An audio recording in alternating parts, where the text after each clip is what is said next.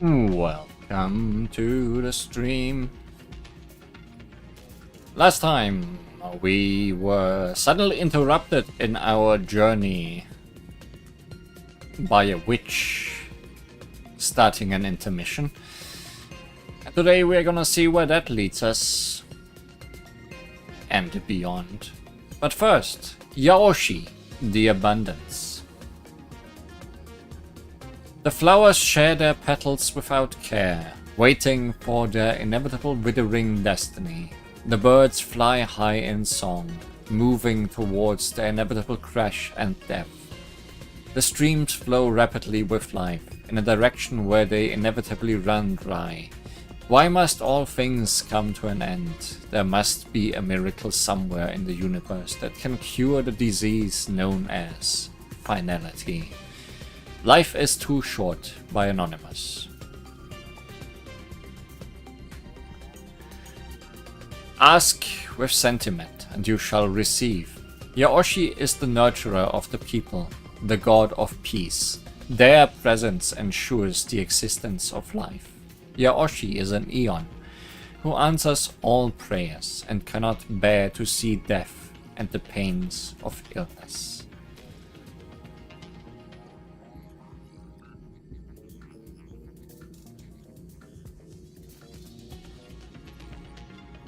Oh yeah, that first string is Iruba Nio Edo Chiri Nurubo. We like our references around here.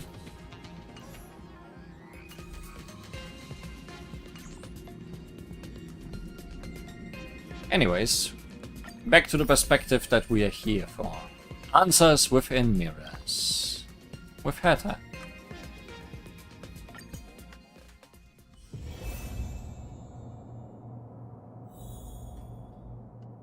I need to investigate my audience or the system they are on.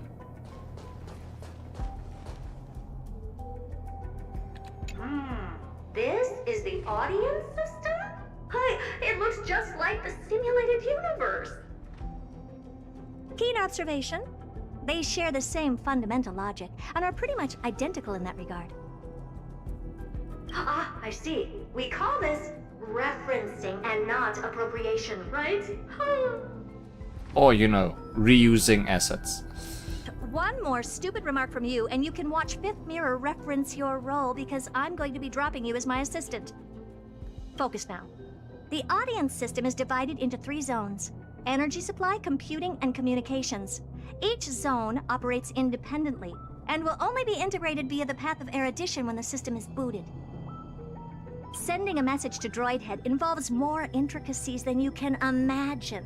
If routine trials and maintenance on such an elaborately sophisticated system are already as bad as squaring circles, then it's no surprise for glitches like this to crop up. I see. So, Madam Herta, can you use your professional judgment to tell which zone the glitch is in? Of course, all 3. That simplifies things. No sweat. They'll be up and running again after some simple technical tweaking.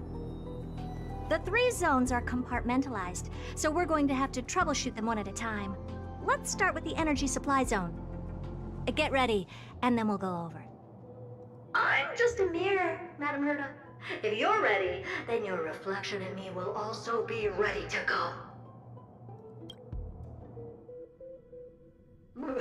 Brr, why is this energy supply zone so cold?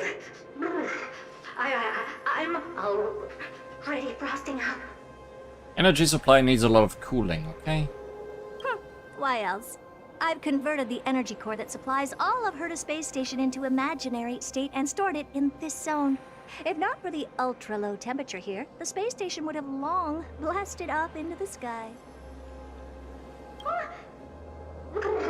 But aren't we already in the sky? You're just a mirror? I don't need you to take on comic relief, too. Where did those things come from? Corrupted data? Reanimated systemic rust? No, not likely. It can't be the Legion's second ambush, right? Whatever. We had to get rid of them anyway. Alright, stay close and try to avoid shattering to pieces.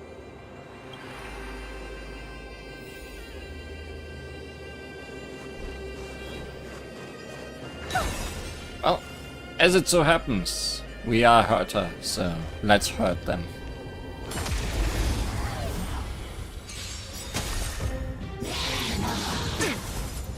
Humanity never conceals its desire to control the heavens, and I'm no exception. You won't get away.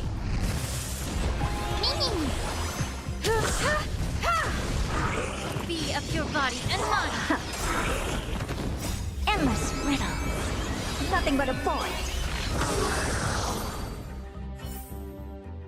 Amazing. But then again, it's me we're talking about.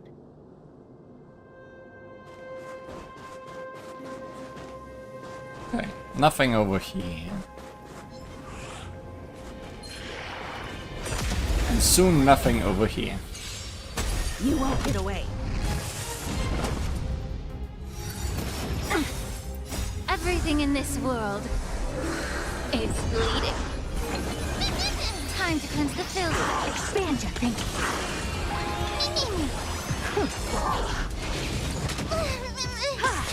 Seeing that memory bubble before going into this fight reminded me that I never went around Herta Space Station to find all of those. Open sesame. You won't get away.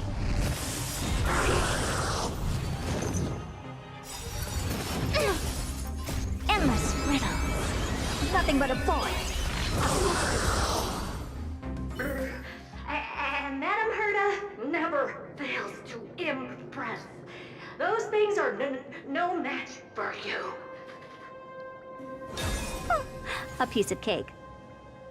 Now that this place is cleaned up, let's set everything in order and move on to the next zone.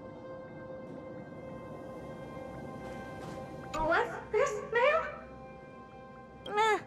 Looks like one of those memory bubbles. It's not worth that much attention. You'll find many more in other zones.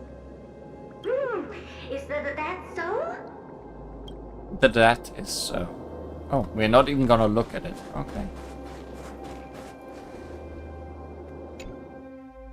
What in the...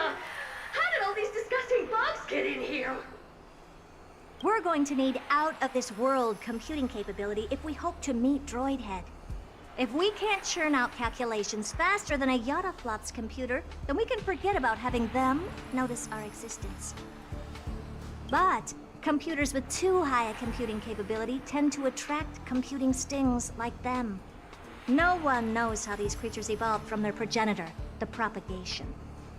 Ah, the mysteries of life. But even so, they can't compare to a talking mirror. A question on the side, Madam Herta? You have these powerful supercomputers and so, what are they normally programmed to calculate? Is that important? All that matters is that they work and are able to attract Droidhead's attention. I suggest meeting Miss Asta for a chat when you have time.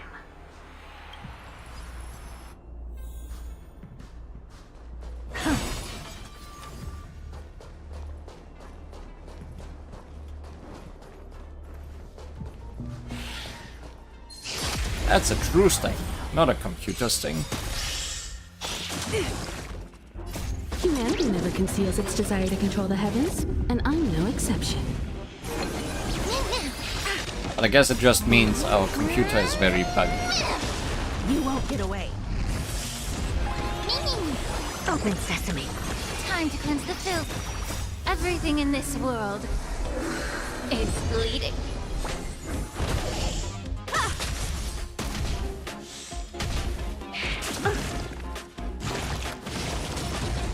And it's getting more buggy as the fight goes on. Almost.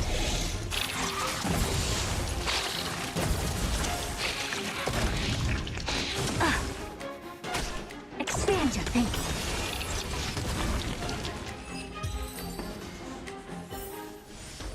Amazing. But then again, It's me we're talking about. Is there anything in here, or is this just closed? Okay.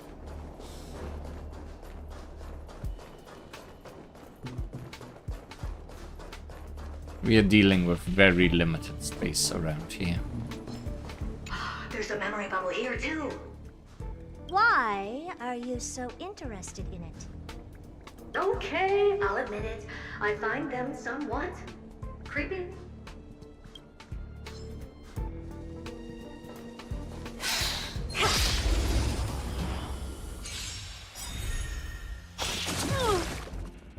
Endless riddle. Nothing but a void. Open sesame. What a crone.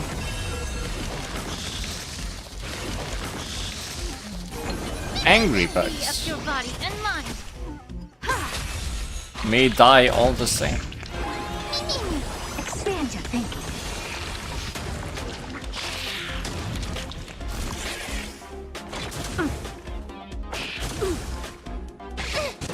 Yeah.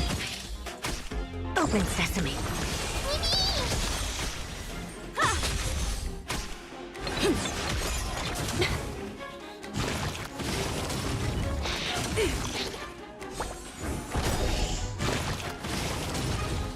Endless riddle. Nothing but a void. Good thing we have someone that hits everybody if they keep splitting like that. Yuck, yuck! Help me! Goo from those bugs got onto my reflective surface. Clean up after yourself. Can't you just wipe it off with your hands? Ah! Good one there. With those annoying bugs squashed, we're done fixing the computing zone too. These computers will get up to speed soon. Now we're just one final step away from requesting an audience with Droidhead.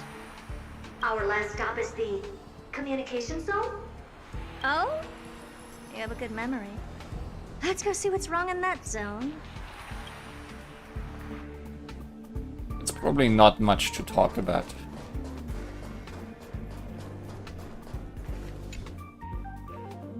What's all this? I didn't think your puppets would be in here too, Madam Herta. Or maybe they are talking too much with each other. Unsurprisingly, the communication zone is where a bridge for communication will be formed between Droidhead and the space station. Aggregating the path energy of the erudition, then firing a bond at the Eon. This is as good as tapping someone on the shoulder who's sure to turn back to look at you. There are lots of keys inside. Yeah, because communication is key. Alas, our work is never this simple. Putting aside all that onerous legwork, a single glance from Droidhead could vaporize the entire space station if we're ill-prepared. I see. So letting the space station go into hibernation is a protective measure of sorts. To prevent it from slipping into operational overload and turning into a scrap world? Very perceptive for a mirror. Mirror see. And here. Mirror do. No, I neither have eyes nor ears. This zone seems to be functioning fine. These puppets are doing their job and I don't see any obvious malfunction. Things may look fine only on the surface. Madam Herta, behind you. Huh?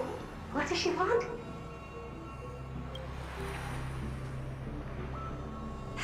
Let me take a look. This puppet should be number 2757. How did you tell? Shh! Don't distract me when I'm checking the puppet's parameters. 2757. That's strange. What's wrong? Madam Herta?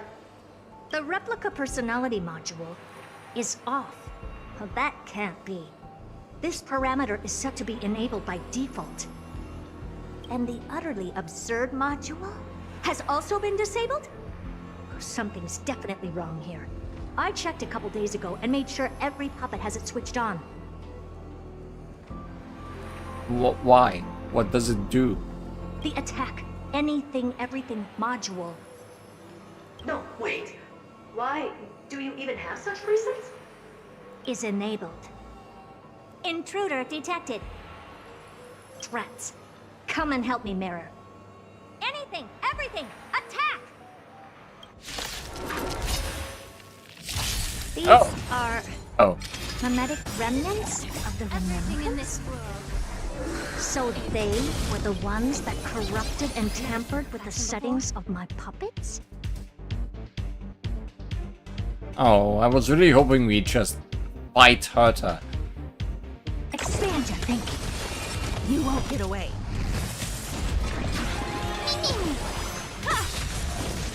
Humanity never conceals its desire to control the heavens. Herta, and I'm no Herta. exception. Egad! What a close shave! But why are these remembrance memes even showing up here? That's not the only one. Look at them. Number 7631 and number 10136 are affected too. Can't you do a factory reset on them? Sorry to disappoint. The Absolutely Not module has been enabled, so not even I get to bypass its permissions. Whoopsie.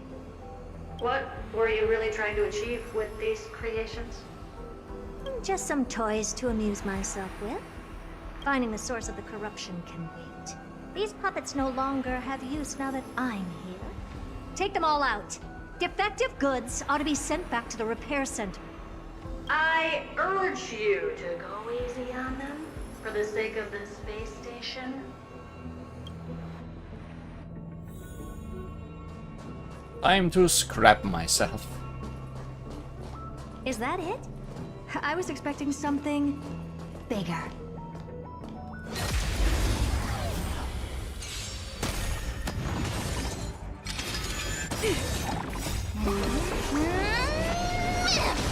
You won't get away.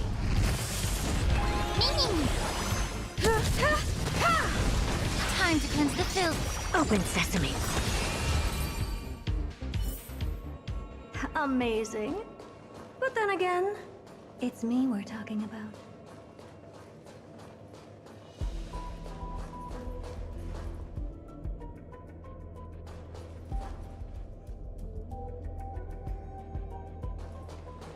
Oh, this time I think it was actually my mouse that died. Last time when the camera couldn't be moved anymore, I thought so as well, and then it was just a fixed camera, but no, I need to put that thing on the cable.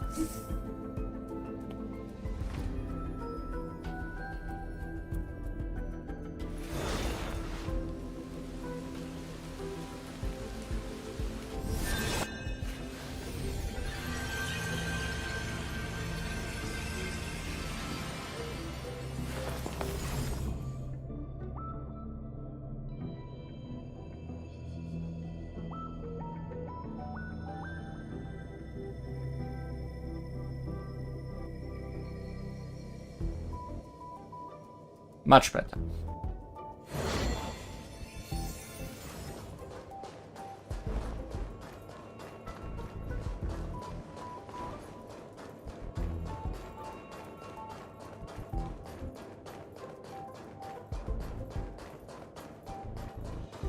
Seems there's no dream bubble around this place. Is that it? I was expecting something bigger. Well, they are very small. I was wondering if they could attack. You've got a lot of nerve. Endless riddles. Nothing but a void. You won't get away. Humanity never conceals its desire to control the heavens, and I'm no exception.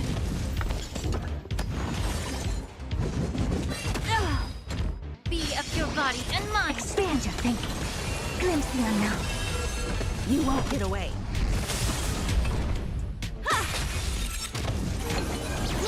Yeah. Everything in this world is bleeding. They're completely battered. Save for Amazing. their Then heads. again, it's me we're talking about. Never strike someone in the face. The same goes for puppets.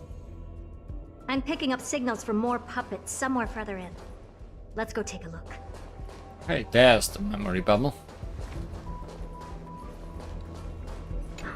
memory bubble. Tucked away this far in? I think I know what this is about now. This is interesting. But we can leave that for later.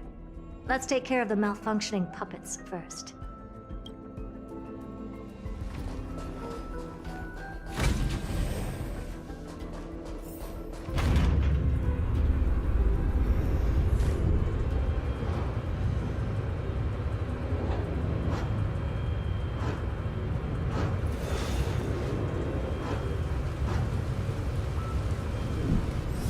Elevator was so long it started raining.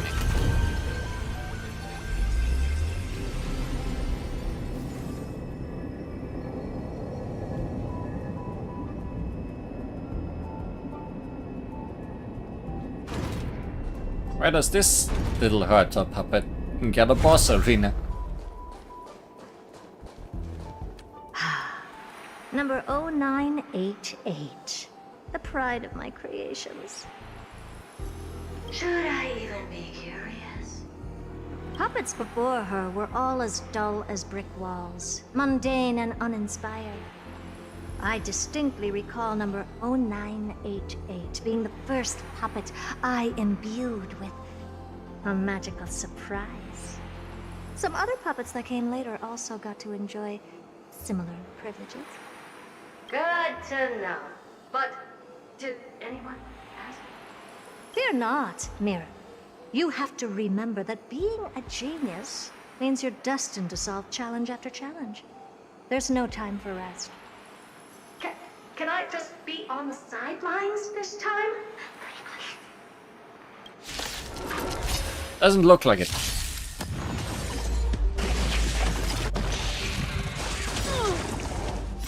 Humanity never conceals its desire to control the heavens, and I'm no exception.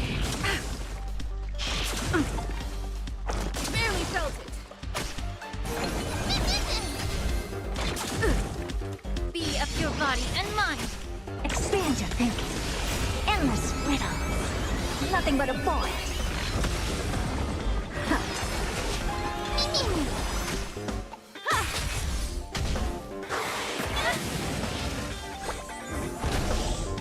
Get it together.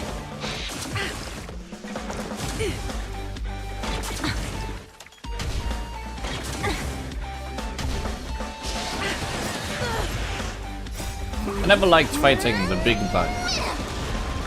So I wonder if Auto Battle can even Everything handle in this it. world is bleeding. Yeah. Open sesame.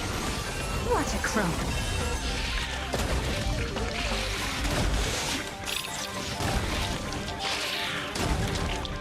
Endless riddles. Nothing but a void. Expand your thinking. Glimpse the unknown. Doing well so far.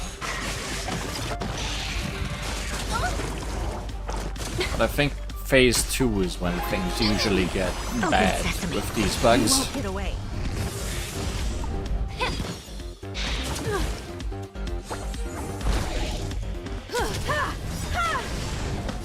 Humanity never conceals its desire to control the heavens, and I'm no exception.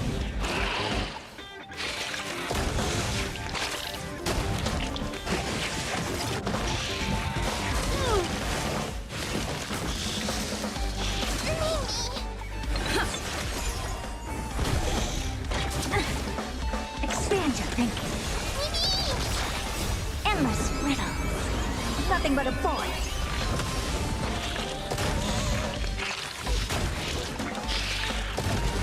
Open sesame. What a crumb. Seems it was no problem. Oh, that was close. I almost shattered. But don't be melodramatic. Working even a single brain cell of mine to take out foes like her is an outright waste of my smarts. I take it we've taken care of the problems in all 3 zones? Does that mean? Not yet. There's something else we need to deal with. It seems we've had a little tag-along all this while. You've got quite the sharp eye, Madam Herta. Would you like us to help? Sure. Go ahead and summon the whole team, Fourth Mirror. Considering the gravity of our endeavor, we can't allow a little thief to spoil the show.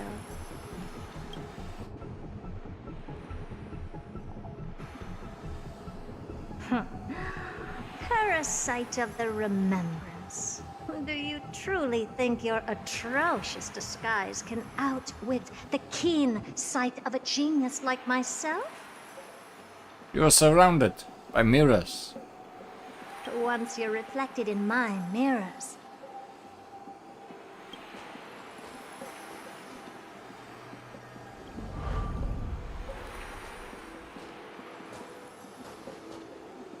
You can forget about escaping. I don't think those mirrors reflect anything. Oh dear, this is bad.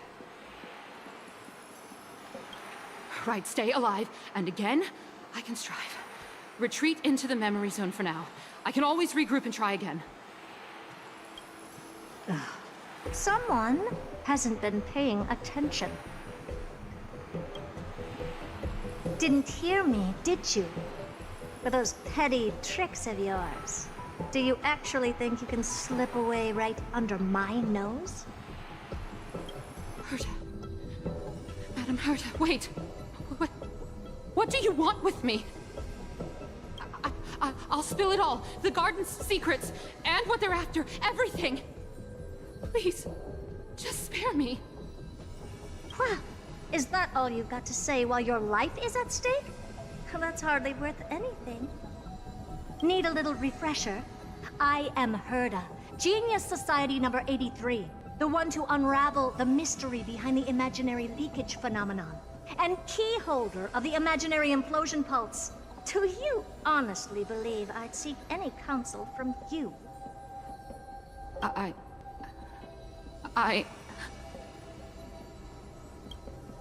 Hush now. Keep quiet. This is my moment to shine, so just listen.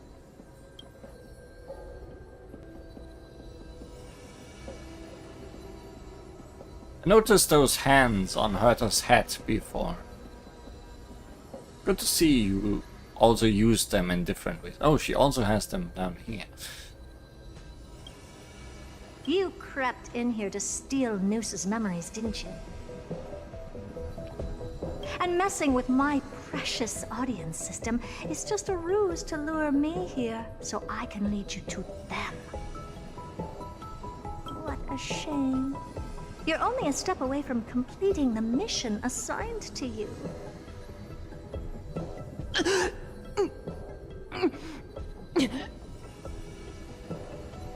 As if. Truth is, you never stood a chance from the get-go.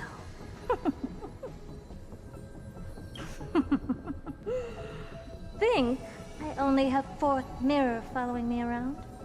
Oh, then you've let your guard down. Because her siblings have long been watching your every move. Now, let me think. What kind of punishment should I subject a brazen thief like you to? Oh, I know. You garden folk have a fondness for mirrors, huh? How about letting you enjoy some quality time with your favorite object? A mirror. As for the length of your punishment, let's keep it mildly punitive. How about 100th of a lifetime? That should be enough for some serious self-reflection. Oh, cheer up. You can still do your part for this world while trapped in a mirror. For all you know, your weak path energy could just help me get droid head looking this way. Oh, I should make myself clear. When I said 100th of a lifetime, I meant my lifetime.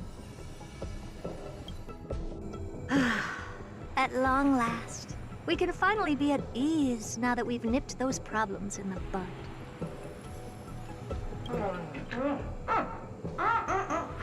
This is yummy. Oh, cut that out! Those weird noises make me seem like I've got a few screws loose. Put that little thief to sleep for now. We can decide her fate later. Oh, sweet and venerable Madam Herta, when did your heart turn this tender? The audience system has been rebooted. This is finally it. After all that I have done to reach you, droid head, you better not snub me.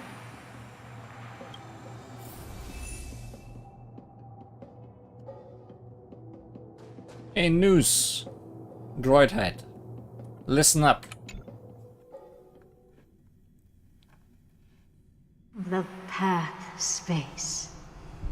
This isn't a figment of the simulated universe, but a perfectly tangible and accessible space. Right. Now's not the time to wallow in nostalgia. Droid head, will you answer me?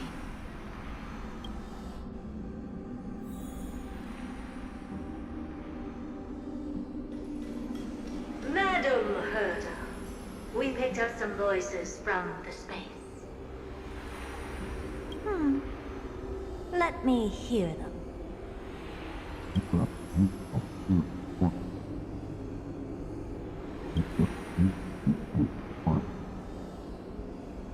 Is this binary arithmetic? Could it be droid head?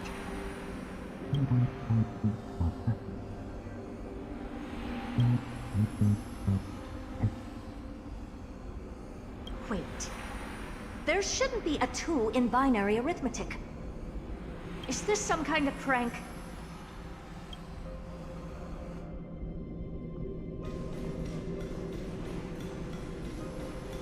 Madam Herda, we're hearing those voices again.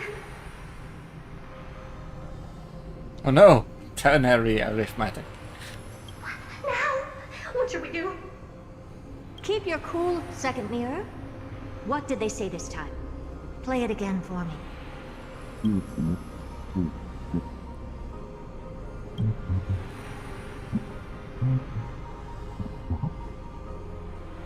Door locked?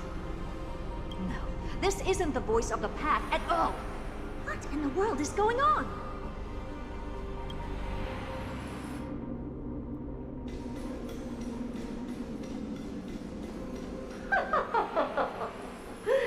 Madam Herda, those lads outside seem to be discussing something interesting. Want to listen in on them? Yuck, yuck. Third mirror, stop that nightmarish cackle. It's giving me goosebumps. Wait, did you say those lads outside? Could it be? Why don't you listen for yourself?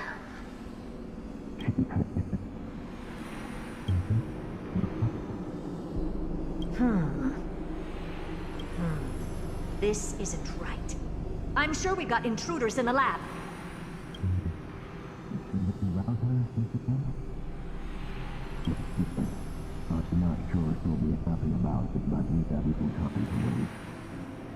Mr. Yang?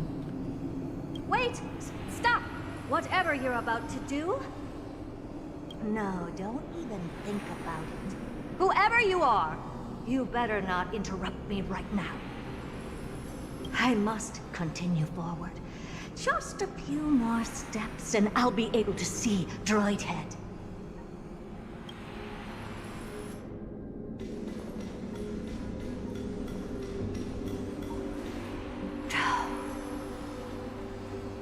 Is something wrong, Madam Herda?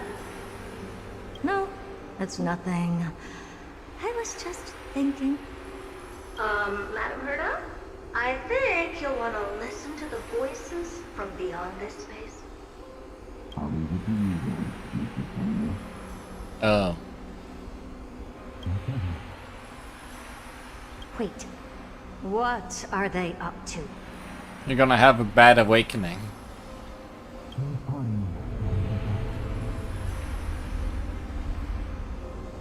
Is this the harmony? Ridiculous. Hoping to stop me with such cheap parlor tricks. Not a chance.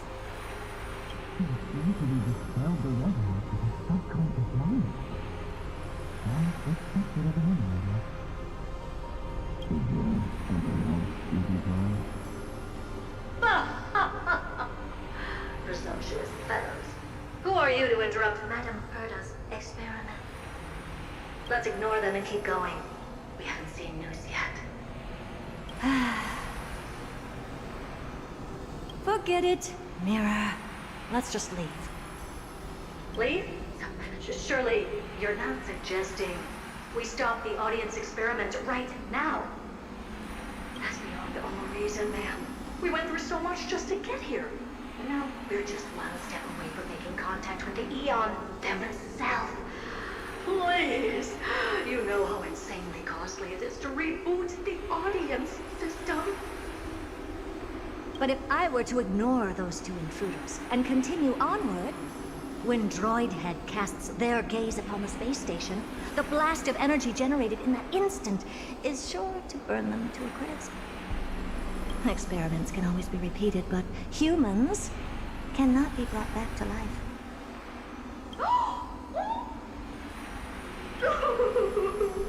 Oh, Madam Herta, so selfless and kind. I am truly a lucky mirror to have found the best possible master. Enough! Don't use that nauseatingly fawning tone on me. Looks like I'll have to abort this prematurely again. But mark my words, Droidhead. I will be back for you.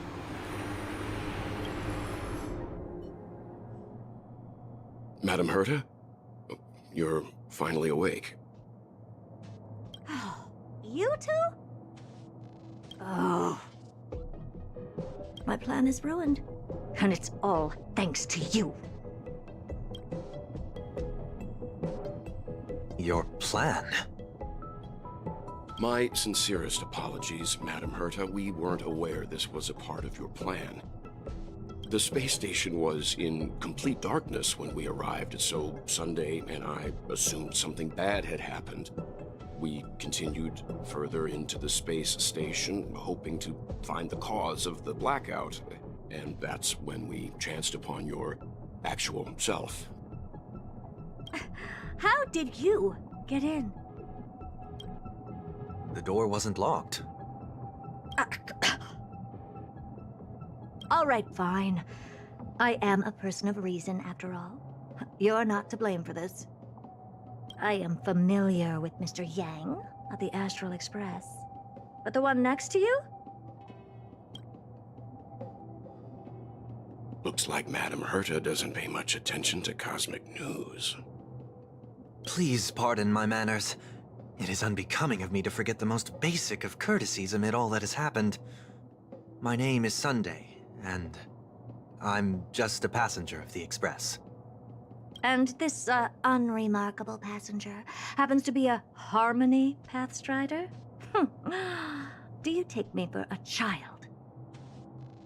In any case, I don't suppose you came all the way here just to check on how the space station is doing? Well, we were worried for a moment there, but it's good to know the space station isn't in any kind of trouble. What break? I'll be right back, hopefully.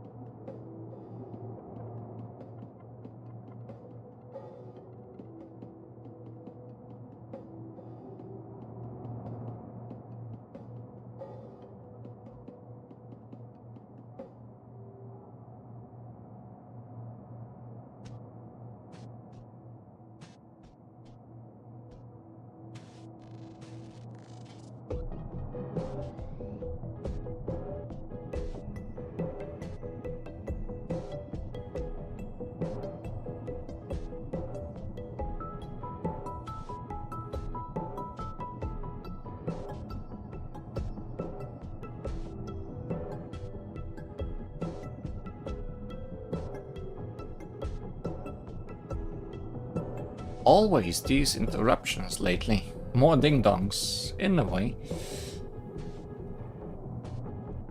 We're here because of Amphorius, Madam Herta. Oh good, this is not just a random diversion then. Why does that not surprise me? Oh, something occurred to you? No! I've told Himiko everything I know. Nothing about the world sounds right. Droidhead has cast their gaze upon numerous worlds in the past, and every one of them is etched in my mind. So how could I possibly not know about it? Perhaps those garden folks lied to you. Anyhow, I've looked up the name Amphorius in the simulated universe. Though clearly irrelevant results have already been filtered out, there's still an unbelievably long list of generated results. Something about how the Divine Amphorius team will swap out their current crest emblem for one in King Babaru's likeness in the next season. I hope that can be of some help to you. We may as well take a look at it. I still don't get it, though. Didn't the Astral Express already depart some time ago? Is that world so incredibly spectacular that it warrants this return trip? Well, that's because we're caught between a rock and a hard place. If Amphorius is indeed inextricably entwined with eons, paths, and even the erudition, we're going to need the wisdom of a genius to help us, especially now that we've seen the planet for ourselves. Elaborate a little on this rock and a hard place you're caught between. We've lost all contact with two indispensable companions since they entered Amphorius. And that's not all. One of our other companions is suffering from a serious and inexplicable affliction.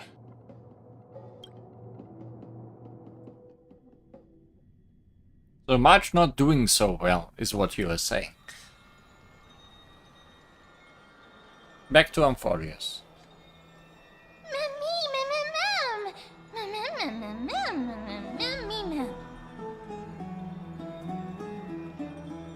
Are you the reason March is not doing so well?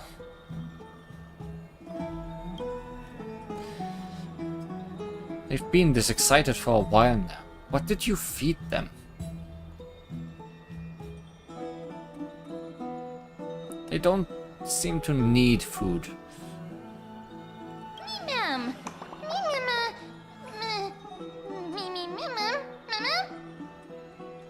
Choice, keep the rabbit or March. Oh, that's a difficult one.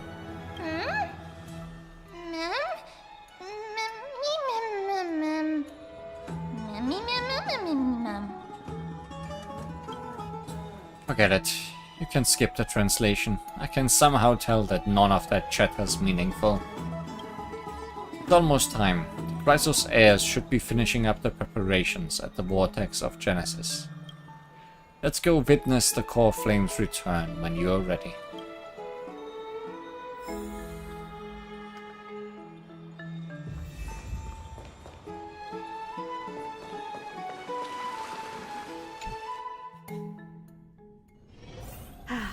Need something?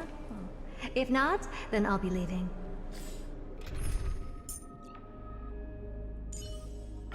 I'm counting on you to wrap this up, Himiko.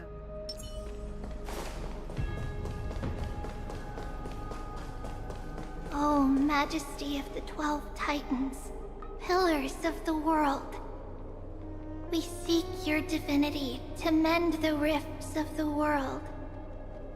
Fill our bodies with blood of gold, till we wither in willing service to the prophecy.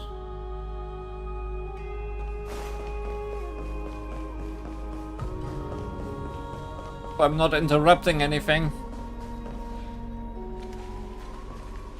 Your guests are here, Finan. We can begin the ritual now.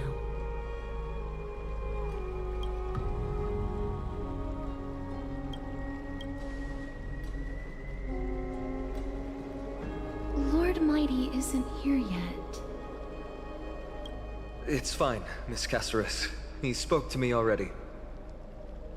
I told him he should be nurturing his wounds, and that he shouldn't be worrying about all this comrades once-in-a-lifetime ascension ritual stuff.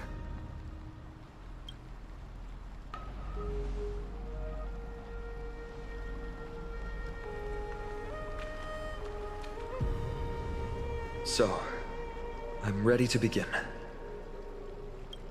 Teacher, show him the way forward.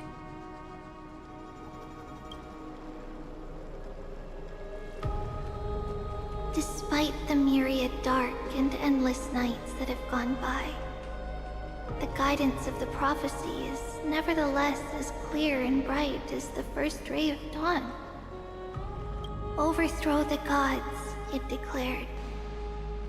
Restore the core flames, it declared. Bear the divine authority, it declared. Forge miracles, it declared. O prophecy, forgive us for this late tribute. We, Chrysos heirs, have striven to start the flame chase journey anew over these myriad nights. The seeds we sowed have finally yielded a good harvest. The seventh core flame needed for the miracle that once belonged to the great Lance of Fury, Nikador, shall now be returned by an elected hero of the Chrysos heirs, an upstanding citizen, a valiant warrior, and a noble soul. Please step forward, Phainon of Ides Elysiae.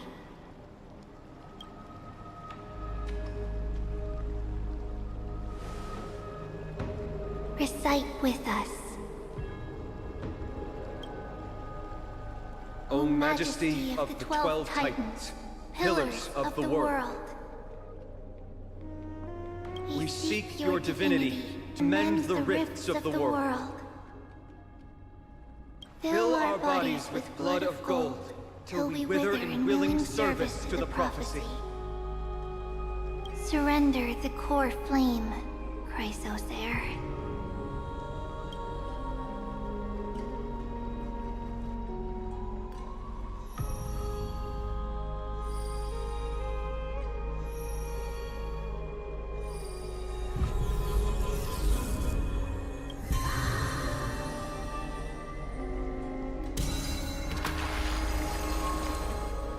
Oops, I dropped it.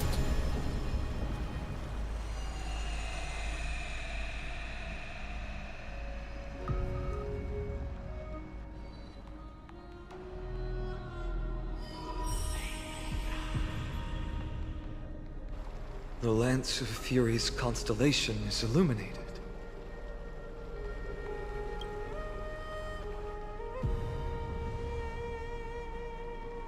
Why is the vortex this silent? Was it also like that in the past? Patience, Phainon. Do not make us question this decision.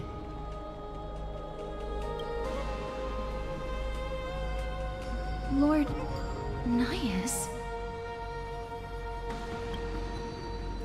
I'm afraid he's not the person you know, Castoris. That is a manifestation of the prophecy. An echo of the Titan's divinity.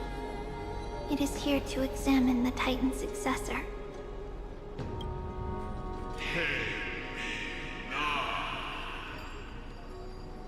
Test is whether you can understand that or not. Mortal who wishes to inherit my divine authority. And Trinon is cheating. Your strength and character have been thoroughly tested.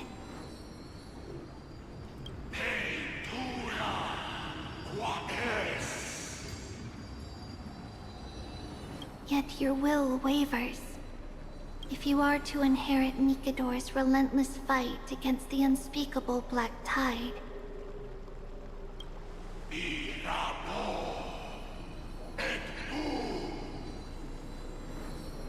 you must accept a trial of divinity. Prove that you possess an indestructible will, and vanquish the fears deep in your heart. Vanquish the fears in my heart.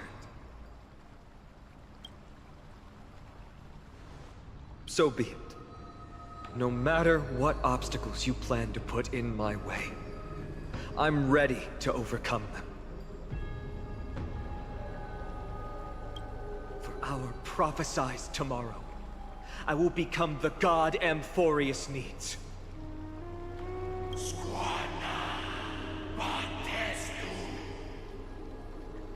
Come with me, Phainon of Aegis Elysiae. In fear, you shall abandon your mortal body, and in suffering, be reborn as a god.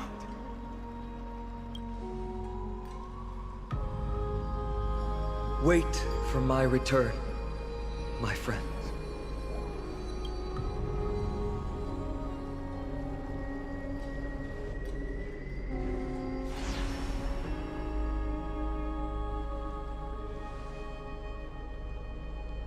Lord Phainon is gone? And then we never saw him again. He has stepped onto the battlefield to fight a campaign that can only be won by him alone. All we can do is wait and have faith. What a mysterious ritual. Is there really nothing we can do but wait? I don't know about the rest of them, but I don't like to just sit by and wait for my fate to be decided.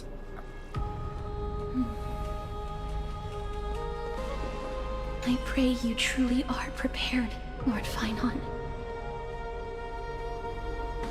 You seem worried. I spoke at length with Lord Phainon before. There was hesitation in his words. The manifestation of the prophecy must have seen this. It saw Lord Phainon's heart wavering. Wherever he is, whatever he is fighting, I pray he makes it through this test.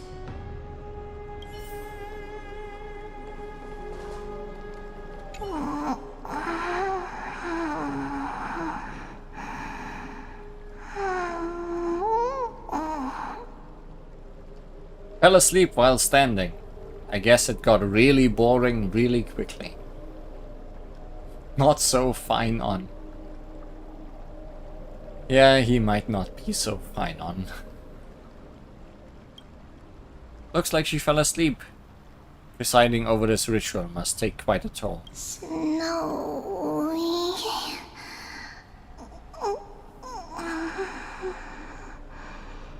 will succeed. At least she believes in him. Phainon steers his own fate. If he can conquer his fear and return as a demigod, we will be one step closer to the miracle that the prophecy promised. What if he fails? That would mean his time hasn't come yet, and that there is a more arduous mission for him to see through. You must have noticed by now. Every Chrysos heir here bears a flaw of sorts. Be it the curse of immortality, or the constant erosion of their humanity, or... But not Phainon. He is a Chrysos heir without flaw. A perfect vessel for divinity. Completely flawless. There will come a day when he leads everyone we have left, through the gates of the miracle. Still too late, huh? Phainon said you weren't coming. The constellation of the Lance of Fury is already illuminated. That must mean... You are too late. The core flame has been surrendered. The Lord Phainon's test isn't over yet. The prophecy sent an ambassador. They acknowledged Lord Phainon's strength and character, but had doubts about his strength of will. He must conquer his fear and prove himself to the prophecy. I was right to be worried. I want to formally thank you, outsiders. Were it not for your aid, our campaign against Nikador would have been 100 times more arduous. Isn't it nice to be polite? Kremnoans revere strength and military might. That does not mean we lack etiquette. Mighty, what do you mean when you said you were worried? They don't know yet? That guy has always been tormented by his past. But he is completely flawless, you said. I may not be the right person to tell you about him, but you must know his past if you are to continue fighting alongside Finon. Lord Mighty, please allow me. But Mighty just came here to tell people. Like, that's his only reason to be here. Very well. And you're just gonna steal it from him. Before he was chosen by the prophecy, Lord Finon had everything taken away from him. His home, his family, his close friends. Everything he once swore to protect. He became a hollowed shell in his youth, and the blazing flames of vengeance were the only thing sustaining him. The prophecy gave him a new mission, granting him a new life as a Chrysosaur. But which is more important to him? His new mission, or his desire for revenge? I'm afraid only he knows. No. Perhaps he himself is still struggling to get to an answer. I acknowledge his strength, but fear is something not even the sharpest of swords can cut through. I hope you've toughened your resolve, Deliverer. Only a will as tough as stone can shatter the darkest nightmares.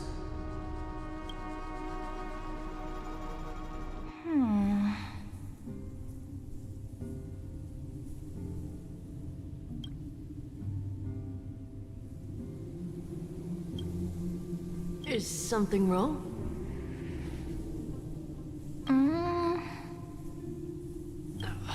Don't keep me in suspense. Come on, tell me already. What did you see? I just wanted to get a reaction out of you. Alright, I'll tell you. Now, who are you? This card is the Deliverer. Deliverer? What does that mean? The interpretation is really long. Maybe I should just skip it. All you need to know is, this card means you'll be a hero, worshipped by all. You will protect this world and save lots and lots of people from scary enemies with your sword. Do you like the sound of that? But... What's the matter? This is a good card. But I don't want to be everyone's hero. I just want to stay in this village with everyone I know. Grandpa and Grandma said the outside world is full of bad people. That's why they're always at war. Who wants to save bad people like them? I can be a hero, but only our village's little hero. Well, little hero, if the day comes for us to say goodbye to ID Silicii, could you become a deliverer then? Do I have to leave the village? Mm-hmm. If something like that happens, someone will have to save the world. Then I'll... I'm just teasing you. Don't worry. ID Silicii is a peaceful place. Bad people won't reach us here. Are you going home already? If you're not in a hurry, should we go play with the fairies again?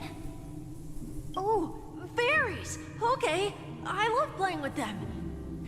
I'll win back the wooden sword I lost to them. Look at how excited that got you. Let's go then.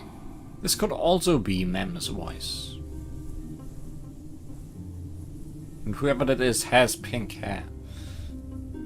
May this world never have need for a deliverer.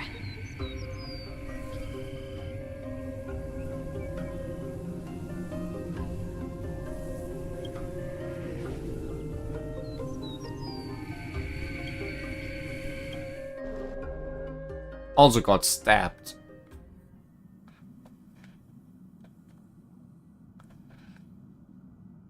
Pom-Pom, have you prepared our meals already?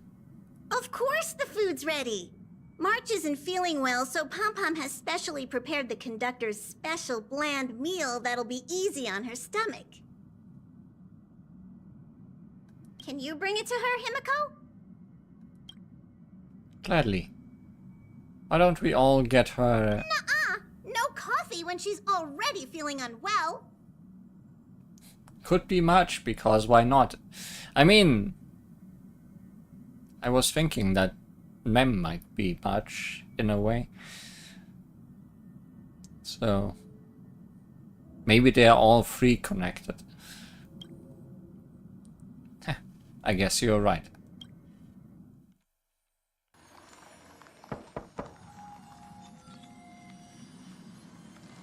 March, I'm coming in, okay?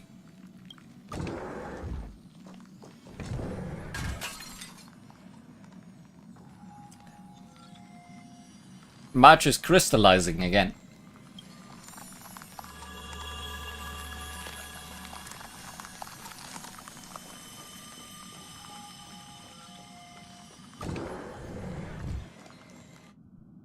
Oh, good.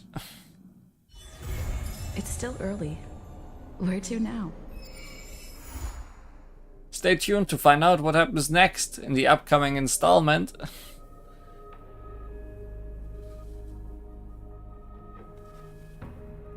Past memories, present this, future Mem. Too cold now. Yeah, she got a cold. Surely. Surely that's all she has got. To all things strifeful. Conquer armies, city-states, plant life, the sky and the seas. Conquer all with strife, including strife themselves. Nameless recollection. In that dawn-kissed city-state, a hero from the Outlands joined the ranks of the Flame Chase, inspiration born from the journey, and to be penned in the pages of a book. Generations fall like leaves. Nameless recollection popped into your mind. Go into the book to record it. Ah, more book things. Right.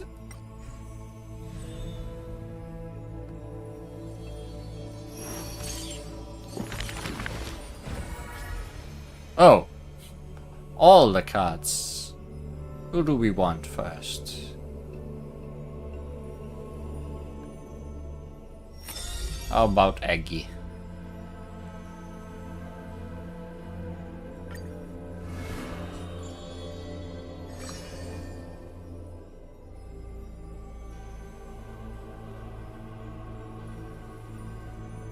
Weaver of Gold. Aglaya. Okama, a city that warriors look back upon before marching toward the battlefield. The holy city, the sanctuary of all the citizens. The epitome of magnificence, unbounded benevolence. And the beauty of the holy city is like Aglaya herself, dressed in finery and of noble birth. She is the dressmaster of Okama, the one who weaves with golden threads. But there's one thing she'll never be able to achieve.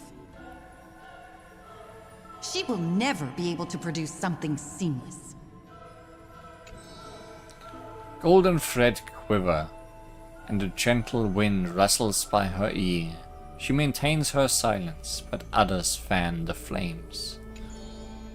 Is that so hard? Her scissors and rulers are better than any garment maker, sculpting forms as perfect as the gods themselves. Produces seamless ceiling. No, please, no. Lady Aglaya, grace our eyes with your most elegant creation.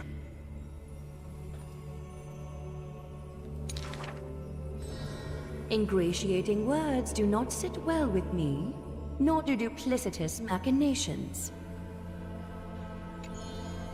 Her gaze flits across the stoa, equally regarding every member of the public. They used to wonder how exactly do her eyes perceive if something is beautiful or not.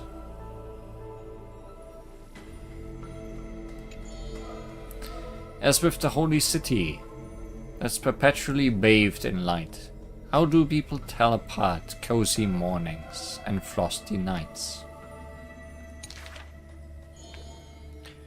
For the weaver, the answer lies in her golden threads. Golden threads of the goddess of romance now serve as her hands and eyes. The colors of the world, intertwined with the undertones of human hearts, come flooding toward her. These golden threads are no less prideful than the master they now belong to. As long as the thread has form, it is enough to craft seamless finery. Be it stitched finely and tightly or cut cleanly with a single stroke. Hardly a challenge. None of these pose a challenge. The rhyme rolls off like seams, like a soft sigh from lips. The one who weaves gold gazes past me, fixed on something much farther. The network of threads that entwine all between the heaven and earth. The only challenge that she relentlessly dedicates herself to is weaving the fate of Okama into a flawless something. The last line will never stay long enough for me to read it fully.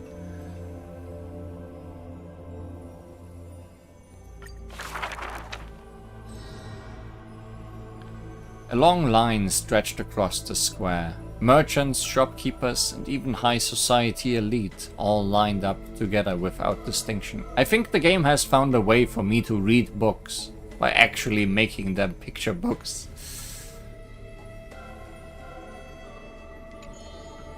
At the head of the line was the path to Aglaya's abode.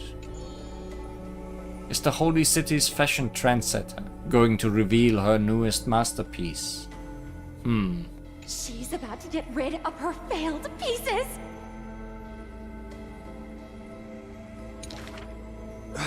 Now I see why the holy city is free of worries.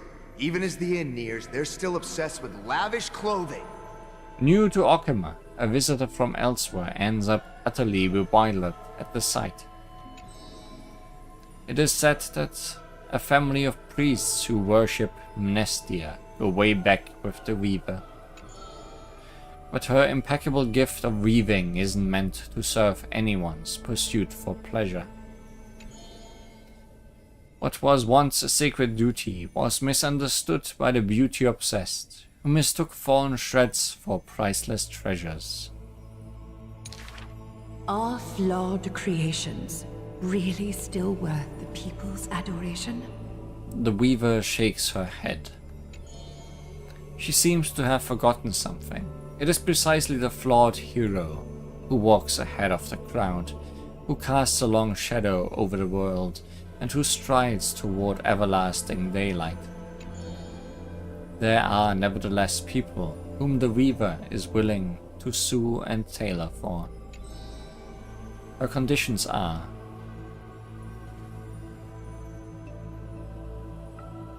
beauty sharp as a blade and pursuit of beauty. Not gonna say that, huh? Me! I want to be showered with a thunderous ovation and lots of flowers. A melodramatic poet speaks out. I want to stir her emotions. The voice of a blushing young boy. Do I fit the bill? My sister and I are refugees from the Abyss. I want to get a pair of shoes for her. A seated child speaks up. Next to him is a barefooted girl, staying silent with her head kept low. Unfortunately, gold threads are willful things. They are never swayed by sympathy or pity. A tense and worried look surfaces on the young child's countenance. The specks of dirt on his face brought back memories of a past encounter. Go. Go to the 3 children in the city.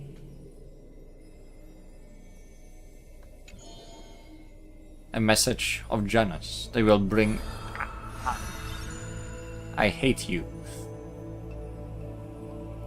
So much.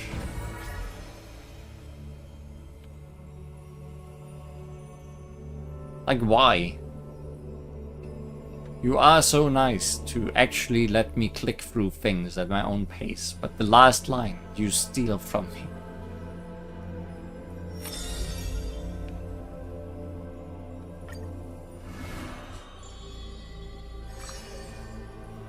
You only get 1 chapter.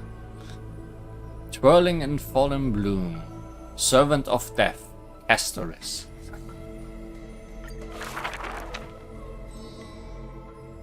I see a sword that grants death, a shackle of destiny, next to the silver-haired girl worshipped at the demise's hollow. The sword stained with unknown blood, lying shattered and snapped, the shackle chained pale wrists dotted in thickening rust. The priest asks with a shaking voice, upon whose fingertips will the butterfly perch? The girl never answers, like death itself, wreathed in silent solemnity. People often say that dying is to meet the palm of the hand of shadow, and dreaming is to be brushed by their fingers a little. In the mirages when the girl petted death, she sees black waterfalls foaming and bellow, pouring down from a chasm in the sky, where a solitary tower withstands torrents sorrow. When she wakes, she can still feel the water's freezing touch and the cacophonies below.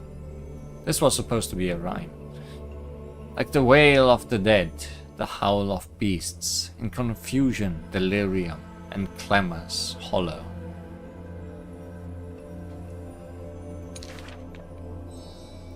The girl's embrace is not meant for the living. Thousands have entered the eternal sleep in her arms, granting to the dead solace and dignity. She did not go with a smile, but to me she cursed. Oh, life's end, how ugly you are, how despicable. And from that day on, she adorned herself. Her dress, white as radiant moon, became always dotted with flowery petals.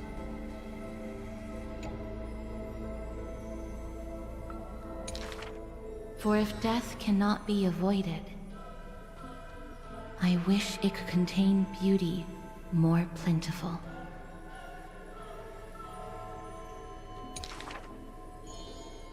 Among the manifold rites about death, the one she knows with most intimacy are burial rites. One burial of unfamiliar countenance after another, wherever she presided, from the angelic visage of a babe cast in the cradle, to the despairing eyes of the mother drowning in sorrow. From the scars of a war-battered general's torso, to the unending tears pouring from his bereft widow. Yet she remembers not a single living human she had seen, Even in the mirror, she thinks her own face strange with an alien glow. In the countless words buried in forgetfulness, the only thing she manages to glean is a mockery to fate, a sarcastic whistle. Stay alive.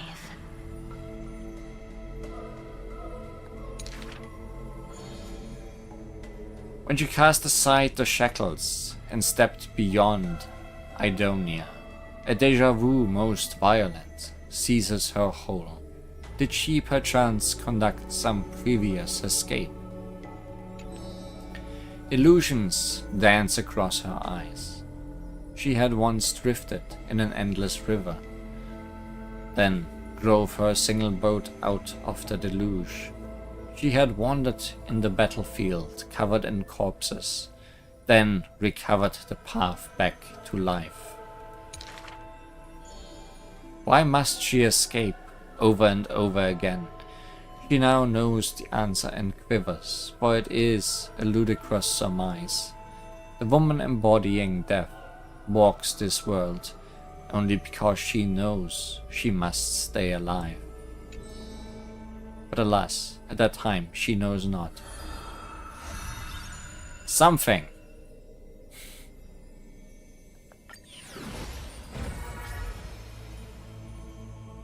Can I read the ones that I've already put in?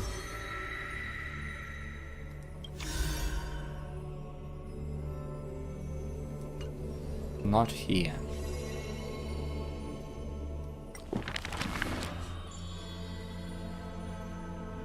This book is dedicated to somebody.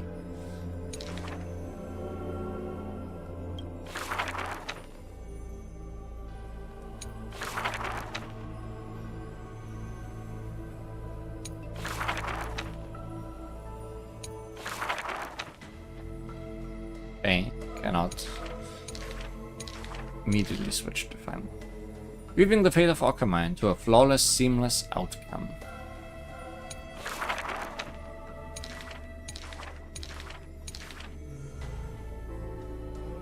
Go to the three children in the city, a messenger of Janus. As messengers of Janus, they will bring him the shoes he hoped for.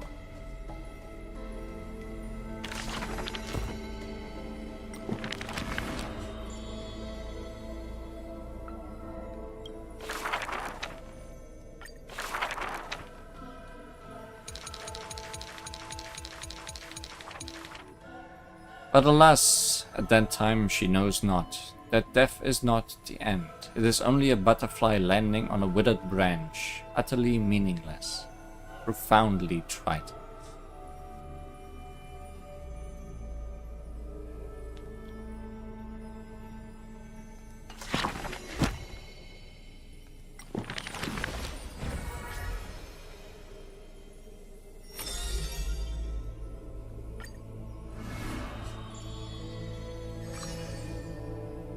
Triplets of Fate, Tribios, the guiding light. In a corner of Okama, the newly arrived traveler stops for a moment. He rubs his eyes. 1, 2, 3? There's 3 identical children?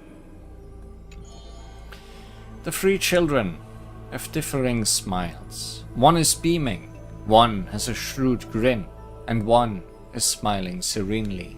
Yet each of them looks just as mysterious as the other 2. Stranger, welcome to the Holy City. We will show you the way forward. 3 children, 3 eyes among them. Tribios. This name has not been mentioned for some time. Only the elderly priests of Janosopolis know the true significance of this name. High Priest, please guide us once again as we spread our wings on this long journey. As music from his hometown plays, the smiling children gather around the old man. They wish that the twilight breeze will carry away all the tales of sadness. The end times loom like a dark cloud, hanging over the holy city's residents and shrouding them with worry. Hello, do you need our help? Like torches dancing in the wind, the children illuminate the alley. They wipe away the woman's tears. Babies sleep amidst whispers. On the windowsill of those in prayer, their light footprints remain. The 3 pillars of Akama. There's no need to be so somber. How about we play a game together? Guess who we are? The free sword and landed in front of the townsfolk. You're Trian. No, we're Treenin. Are you Treenin? Wrong! We're actually Trian.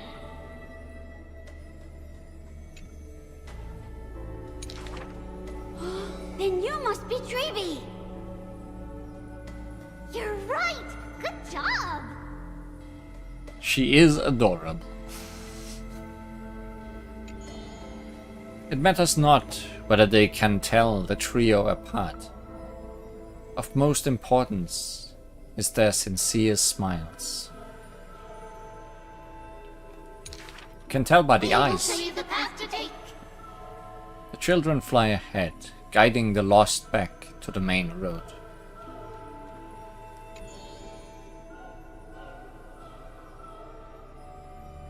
So you literally show people the right path to take.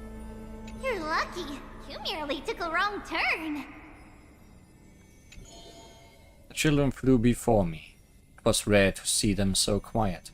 However, there are many more unfortunate souls who have lost their direction in life. Why can't they all end with voice acting? Then it would work fine.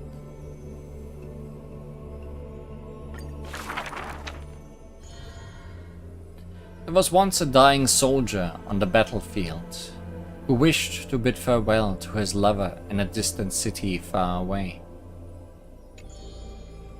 The child leaned toward the soldier and said nary a word, as she listened to his final words of comfort.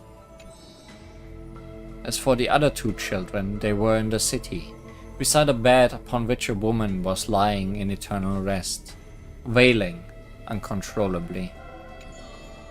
Not only do the 3 children share each other's senses, their souls are also interconnected. When one is filled with grief, the other 2 will burst into tears as well. Perhaps we should tell you some happy tales instead. Our greatest talent is performing Amphorius' nursery rhymes. But those nursery rhymes have been told over and over, that any literate child could recite them by heart. How rude! You should be reflecting on the nursery rhyme author's heartfelt intentions instead.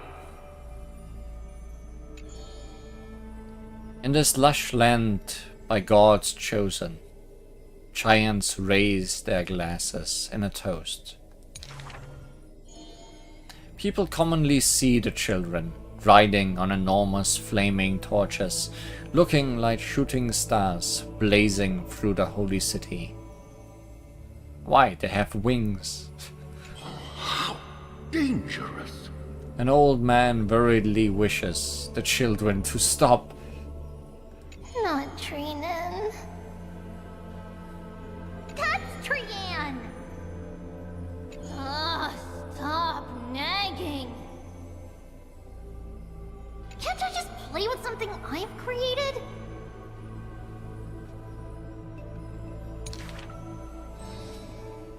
Every child in the world loves to play, and Trebios is no exception. Every child in the world is afraid of pain, yet Trebios tries to act tough. Initially, there were many more of us. The others have merely gone one step ahead. But what does the tree in your name mean then? The children swore. They were already adults, yet when they carelessly hit the city gate, they cried out in pain together.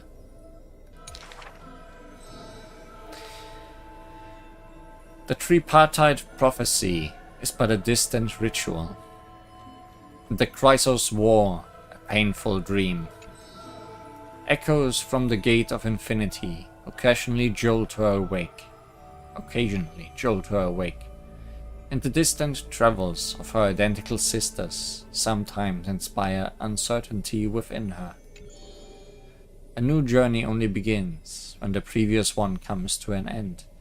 Despite time marching forward endlessly, the children always manage to stay true to their hearts.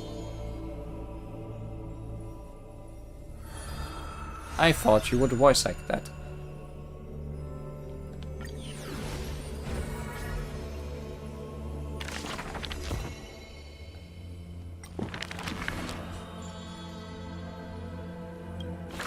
Oh, you are number 1.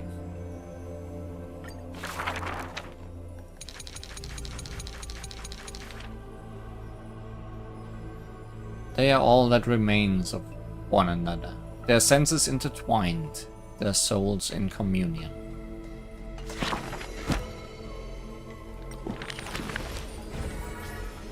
And finally, Finally.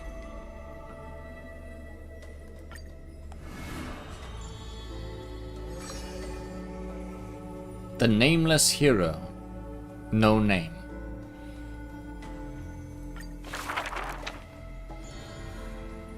In Amphorius, untitled statues are a prevalent sight. As for the inspiration behind these statues, they are said to be the clay figures that Caphael made at the world's creation. They made clay figures in their likeness, bestowed upon them the breath of life, and allowed the golden divinity of their blood to course through. Thus, the very first mortals roamed the earth, receiving the god's mercy while realizing the sorrows of this world. In front of a statue, the people of the holy city beheld a man, Phynon of Aedes Elysiae. He never spoke of his origins, only using this name to nonchalantly identify himself. That's not really his name, is it? People cast sidelong glances at him, their minds swirling with doubt. The man merely responds with a breezy smile, neither confirming nor disproving their speculation. Phynon is a soldier, one with divinity coursing through his veins. Responding to the Gold Reaver's rally call, he traveled long and far to reach the holy city, eager to bring light to the hero's path. Losses are a constant on the flame chase journey, where life too seems as small as a speck of dust. Ballads reach him through the breeze, as though soft voices meant for him, and he responds in kind. No matter. My existence is of little consequence.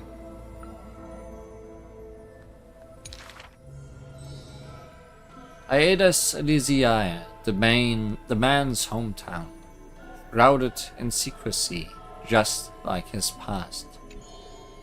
Some have searched for that distant village, yet found it neither written about nor passed down through song. In every nostalgic reflection, the man crafted a vision of paradise with his exquisite poetry. Yet within the ancient texts of the holy city, the history of that frontier village remains more obscure than the days to come. In the far-off future, the land of Amphorius will bear the marks of the hero's footsteps.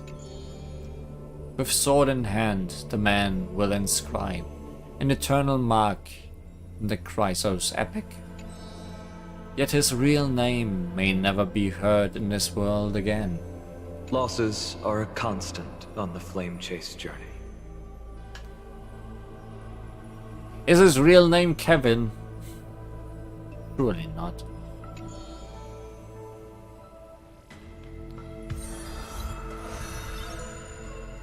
Pure fiction of everlasting history.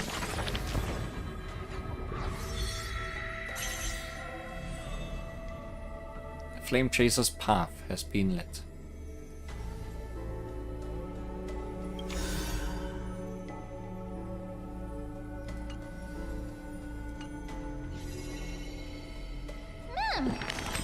Ma'am. Lee, I've been wondering, did you used to take breaks during your travels?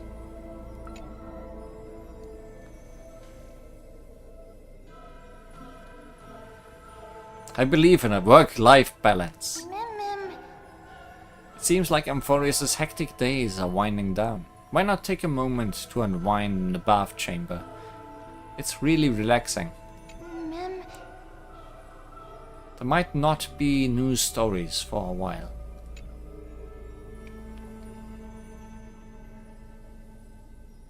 They'll be in the next update. What if he came from space? Phainon? No way. What book? Is this another book? Lee, you've lost me again with your words. The fourth wall barely holds. But for these enchanting tales, I'll wait right here in Dreamland. You'll come back, won't you? Thank you. Listening to Lee tell stories always brightens my day, even if it's not a daily treat. I'll always look forward to it. Until next time, Lee.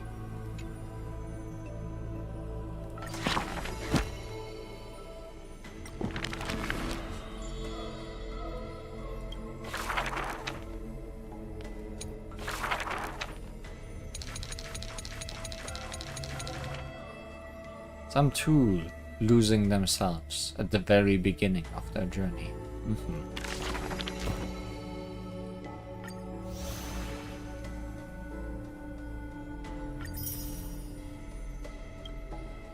Much stuff. So much stuff.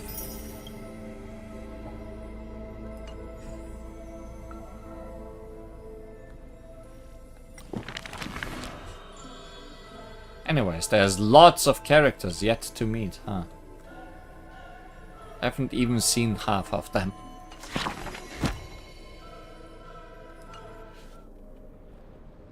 Oh boy, everything is red.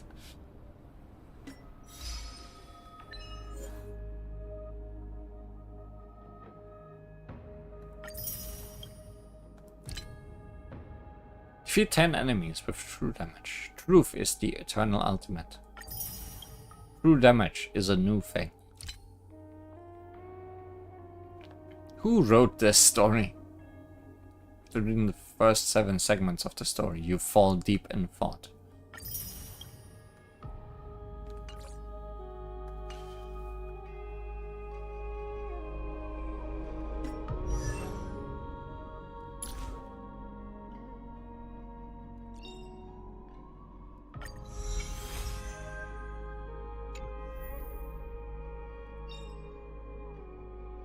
Oh, we are getting lots of these. I think we're only missing one at the end of this. An ally target with 0 max energy actively uses an ability. Mem can also gain free charge. Okay. And then a boost for all the other things. And then we are missing one. What is it? Ultimate crit rate is set at 100. That's not bad.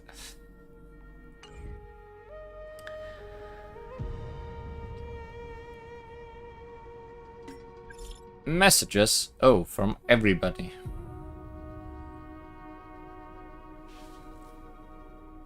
Critter rate? What do Glare and Trevi want? Esteemed guest, are you near the Droma's workshop? It seems a commotion has broken out there. Do you think you can go and take a look? I can't get away at the moment. Unpaid labor again. Today is gonna be another fulfilling day. Compared to assignments, this is more along the lines of a request between friends. Alright, please refrain from mentioning my name. Thank you, esteemed guests. Where to shall we go? There are parts, apparently.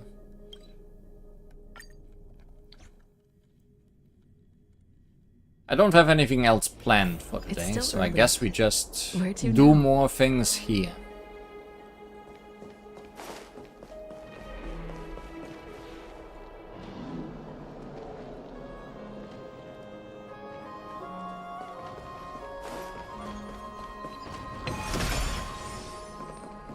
Get more treasure.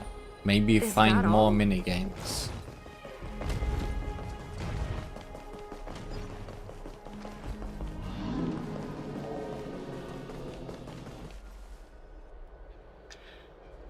Citizens, we have seen it too. It was this Outlander that my beloved bossman would exhibit such major mood swings, refusing to receive guests for days on end. It is the trickery of this Outlander. Slander! I only petted it lightly. Who knew your Dromas would be so timid? Lightly. My Dromases are sacred beasts blessed by Georios. They are nigh priceless. Like Bossman here, it loses its appetite when it's frightened. Without food, it won't have strength to carry people, and if it doesn't work, I lose that much more money in a day. And look at these beautiful scales. They are a little shabby, but when did this scratch appear? You must have done this with your grubby fingers. That was already there to begin with. Stop making excuses. No one else touches it besides you that day. You will pay for my losses.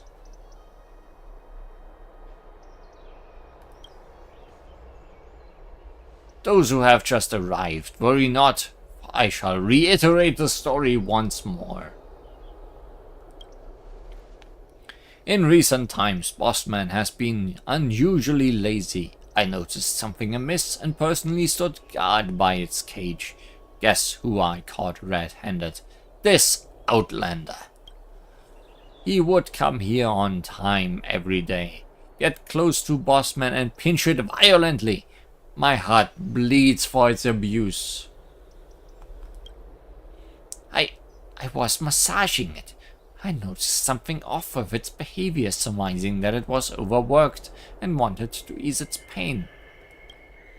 An owner like you, working your beasts of burden to the bone without a day off, even mountain dwellers would be hard-pressed to keep up. How we rear our livestock in Okama will not be dictated by an ignorant outlander such as you. Are you disrespecting our customs? That's right. I don't know how much about Dromases, but this Outlander is overstepping his boundaries.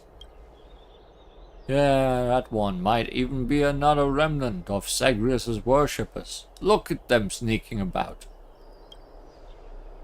Hear that? According to our laws, you now have two choices. Resolve this with compensation, or I'll see you in civilian court. Huh? But I have no money. Don't blame me then. Where are the guards? It's time to earn your keep.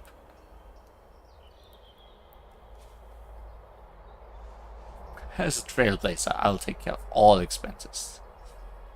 Because I have too much money. Fight, fight, fight! That won't be necessary. I'm only interested in money. It's not up to me to personally mete out punishment on Outlanders. Lord Liluda, what this last means is that your overbearing antics have escalated this conflict to the brink of physical violence.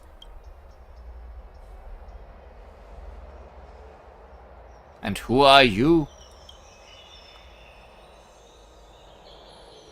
Just an ordinary geriatric, Lord Liluda. I reckon you must have knowledge of the matter. From your confident poise, I have a few questions regarding these pack beasts. Socrates, I wouldn't have guessed. Probably just tired socks, yeah. Not only the Dromasses, I also know my merchandise like the back of my hand. Ask away. As the guardian of these Dromasses, what is the most commonly known characteristic of Georios? Need you even ask? It's earnest hardship, tenacity, and a thick hide. Then how should Dromasses, blessed by Georios, be manifested? In the same way, obviously. On this note, everyone may be asking a question. If this Dromas here was blessed by a titan, how could such a tough creature have a scratch on its scales? I shall hazard a guess at this. When the city was attacked, the Mad King's kin wrought destruction along the streets, causing damage to many Dromasses. The scars on its scales are a testament to its glory, but as a servant of the earth, mud covered its scar, preventing anyone from noticing. Till that gentleman gave it a massage, causing the mud on its scales to be kneaded off, and thus was the scar revealed. Ha! How ludicrous! You think your outrageous rhetoric will acquit him of having to compensate me. If you didn't like that, there are other theories as well. That this Dromas wasn't blessed at all, and is just unusually frail, or the scar wasn't even made by that gentleman to begin with. I believe Lord Liluda is most aware of this truth. You are free to choose your explanation, no matter which one it may be. Fine. I'm not pursuing this matter today. Just don't let me catch that Outlander doing anything funny. I hate funny things. This conflict was resolved way too quickly. The crowd is engrossed in gossipy discourse, some lauding the geezer's glibness, others sorry to see the drama end so soon. Mister, thank you so much.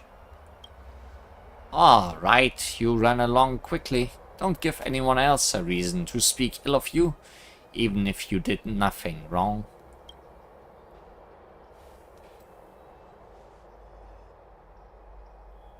Don't be in such a hurry to leave, young friend. I still have something to say. So, who exactly are you? My name is Soctiris, the most witless geezer in Okama, and the most devoted seeker of knowledge. I have heard of you, warrior from the Outlands. You also appear to be involved in the problems plaguing the Holy City. Yes? As you can see, Outlanders are gradually becoming less welcome here. You are also an Outlander, but you have fought side by side with the Chrysos heirs, proven your courage, and hailed as an esteemed guest. Not all are so lucky. This former Eternal City has always been generous in opening its doors to outsiders, but as the black tide encroaches, the goodwill in people's hearts may slowly give way to misgivings. It is a long story. we should look for a place to speak about this more comfortably. How about Memorial Palace's baths? I am a privileged patron there. If you don't mind, I'll go run a bath first. You can take a look around. The citizens are still mulling over what just happened. You might hear something of interest.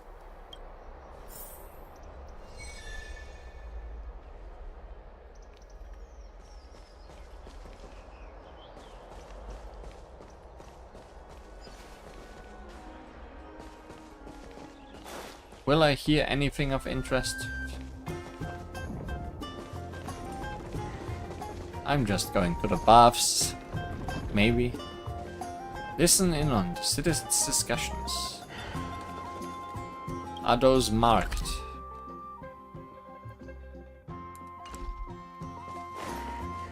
Yes, they are. Okay. Bakery, boss. Why did this matter have a happy ending? Who will fill up the hole of boredom within me now? Have you considered joining a tavern? What's that? A place where Fagosa's disciples congregate? I am not interested. I just want to see outlanders make a fool of themselves. Some among them like to test the law's patience. Take me, for example. I have a bakery. It doesn't earn much most days, but I can make ends meet. It started about 2 weeks ago. There would be outlanders standing by the entrance when I closed up, hoping that I would offer any unsold bread to them. I didn't think much of it at first, but the people who could afford them caught wind of this, and also came by to take advantage of my kindness. Everyone ended up wanting free bread, and my business suffered.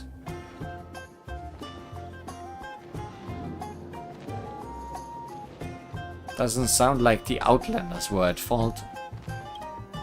Are they not? If they hadn't started a trend, Occamans wouldn't have learned to be so greedy. Outrageous. Can't these guys just find a job and pay for their own bread?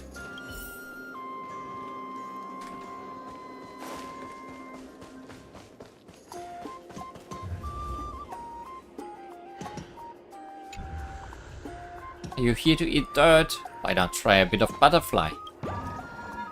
Mud tastes bitter, but I am sweet. Eating sweet things is good for your health, but bad for your teeth. What are these outlanders doing, being so hardworking? They're even willing to work for the Dromases free of charge. Being hardworking is a bad thing? It may be a virtue to citizens, but with the Outlanders showing up, it spelled nothing but trouble.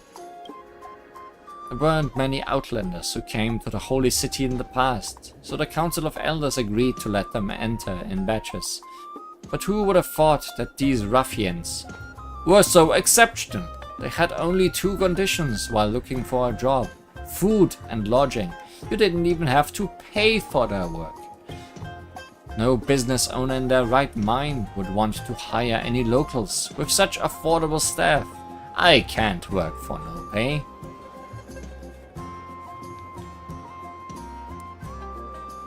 Why don't you look for a job beyond the walls? What do you mean? It's a wasteland out there, and with the Mad King's kin roaming about, there's no return from that. I'm not that desperate. Anyway, the Council of Elders is already discussing the Outlander problem. We can wait for official word before acting. These people are talking about real-world problems. And probably also real-world philosophies. That old man sure has a silver tongue. It's not the first time Liluda has tried to make things difficult for Outlanders. Well, that backfired on him this time, haha. When the next drawing of lots ends, he'll probably still be struggling for a while. That will be a funny sight to see then.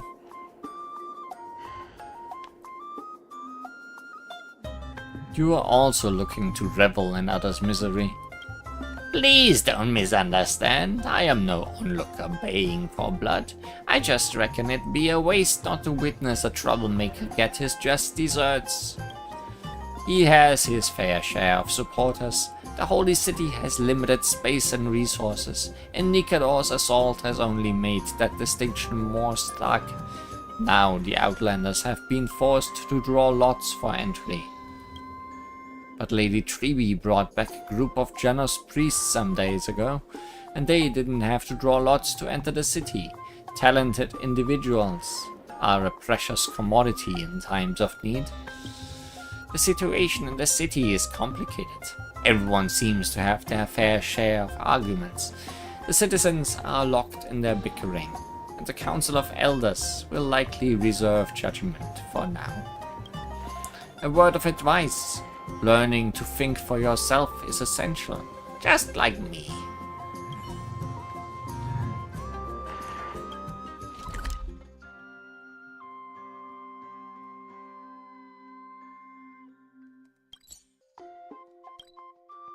To the baths. Where is that old man's bar? Probably in the center of the big yellow circle.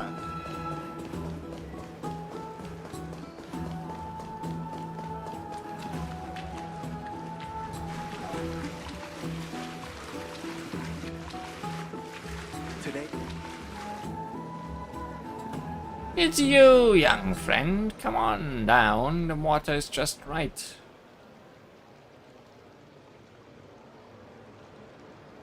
Can I not go down?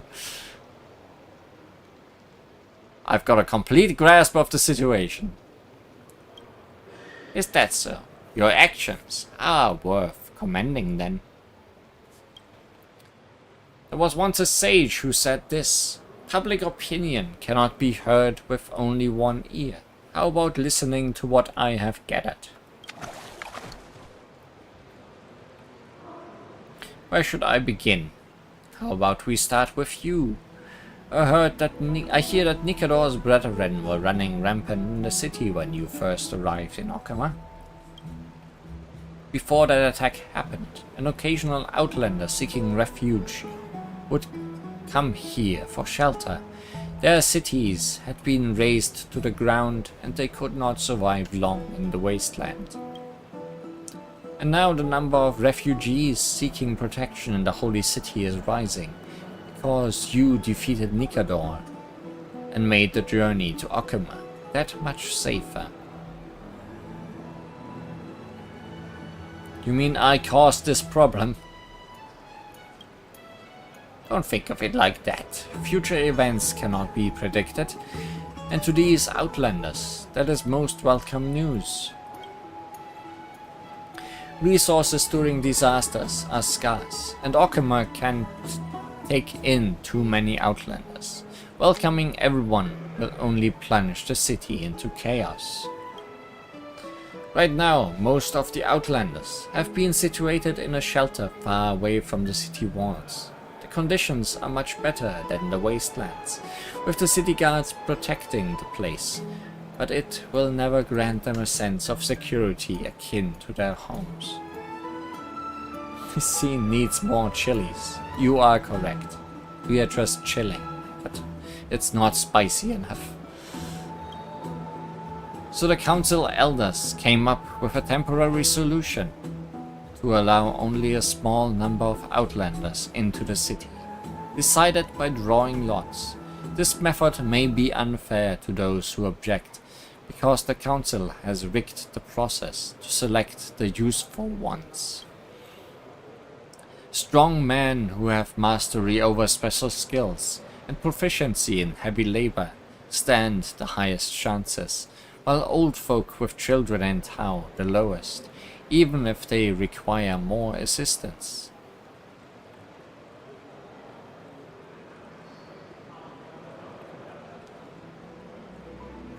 Sounds hardly fair.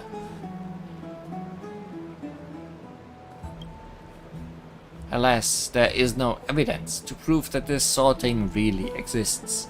Even the citizens think that this is the authority of the host city, We have the right to decide who we help. Okima's resources are limited, but there is enough to aid most of the Outlanders. The real question is, are we willing to pay the price? If a group of strangers was starving at the gates, and they could live with a mouthful of food, Okima would be more than capable of saving them, but you and I would have one fewer bite. One fewer bite of an apple, for example. I like apples. An apple a day keeps the doctor away. Then, are you willing to relinquish an apple on your table in exchange for a stranger's survival?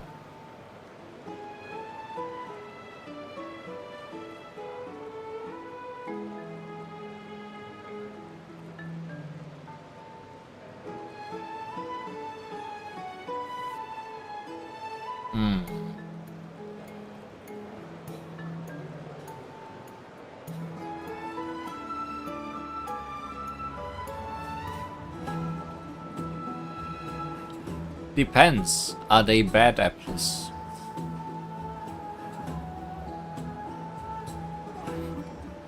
Oh no, prisoner dilemma. Yeah.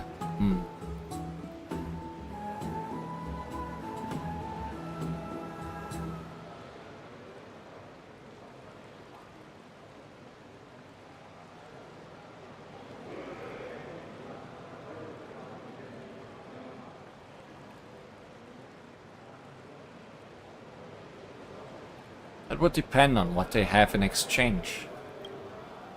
Alas, famished refugees would have a dearth of valuables on them, apart from their own lives.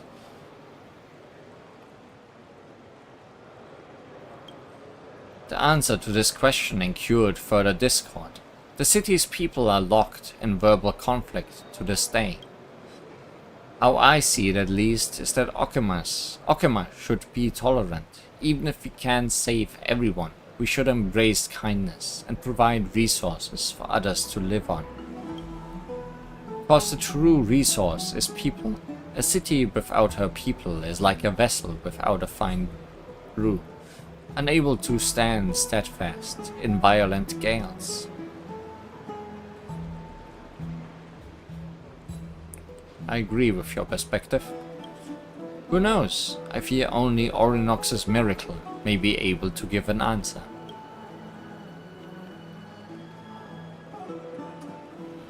Master, what are you doing here? I had such a hard time finding you. I have news for you. Oh, it's you, Paladin. I will have the good news first. Unfortunately, I have only bad tidings. An Outlander group arrived at the city gates not long ago. They did not attempt to enter the city. Their course set directly for the abyss of fate instead. Their circumstances are unknown right now. Soctires is silent for a moment, as if contemplating a conundrum that his student threw his way. The abyss of fate. Isn't it extremely dangerous there? Why did they not hear ahead for the Council of Elders shelter? I don't know. Perhaps they have a conflict of faith with Okima, like that priest of Noldos. Good thing you are here, young friend. How about we survey the situation personally? Might I trouble you to come with us?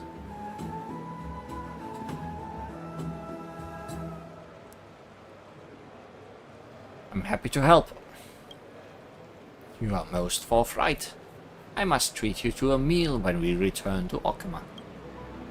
I'm ready, Master. Let us set off. We will tell the story of Aquila. All this time I've relied on these wings of mine to fly. Would have thought in the water I can fly just without having to flap my wings. Praise be to the great god of light. Be water, my friend. Lies on the side.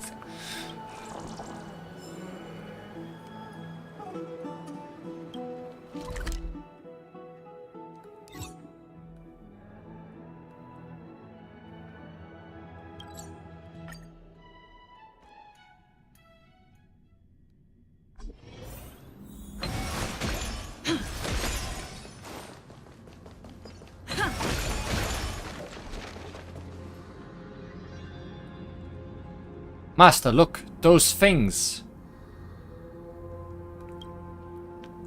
Though expected, the Mad King's kin are admittedly resilient.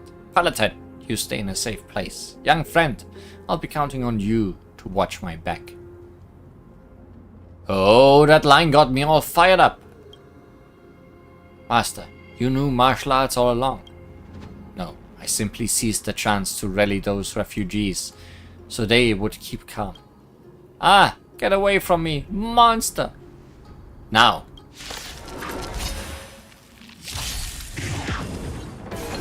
You have to hurry to the temple. It's safe there. Follow me. Everything in this world is bleeding. Open sesame.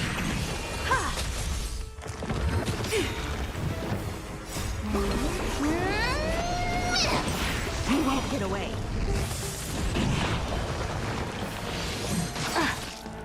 Endless riddles. Nothing but a boy.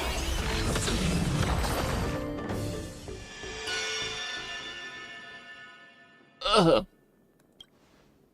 Master, these people, they're not doing well. Some were already injured before we got here. Indeed. And from the looks of them, they haven't had a proper meal for a while. Who's in charge here? Here!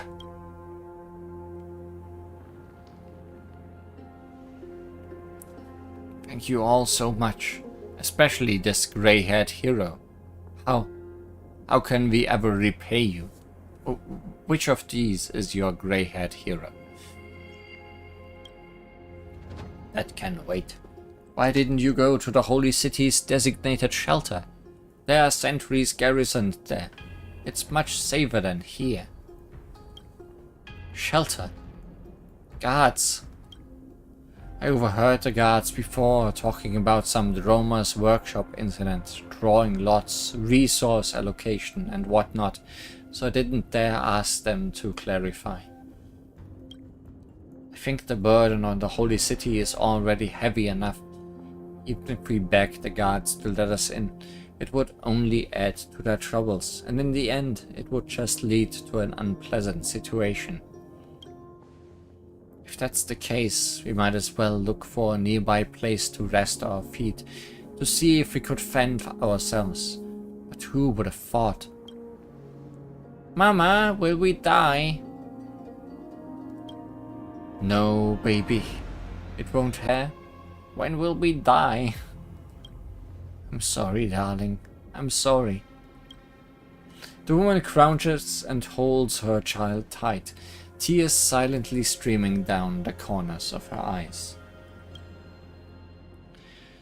Zoctires softly clears his throat and pulls you to the side.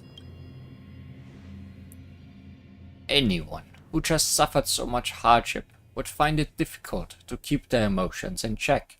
Best give that mother and child some space. The Outlander situation is much worse than I imagined. If we keep turning a blind eye, they will at best survive for a week. That is, if they aren't attacked by wild beasts first. Or more statues. Such is the tragedy of life. How can we help them? It would be hard to bring them directly into the city, so we can only provide supplies for them. And I have an idea about that. The Holy City shelter is only a half-day trek away from the city walls. There are guards there, so it will be safer. It's just that the way these refugees are now, getting there would be difficult. They haven't much food to begin with, and that last attack has left them in urgent need of emergency medical supplies. We can provide them with these too for now. When their wounded are healed, we can escort them to the shelter. Teacher, all medicine is now considered wartime supplies in Okama. Distribution is under strict control. Most people won't even be able to buy any. I know. I will think of a way. At least to guarantee their survival. The good news is, food isn't strictly regulated. You can easily get enough food to feed these people for a week at the memorial market. So I suggest we split up. Paladin and I will secure the medicine, while our young friend buys some food back, after which we will reconvene here. Hey, do I really need to come along? I was thinking of doing the procurement with this grey-haired hero. I need a helper. Remember my instructions last month? I'm getting old, and there are many things that I need help for. If there comes a day when I haven't the strength to walk a step farther, you'll have to take my mantle and carry on guiding the people of Okima.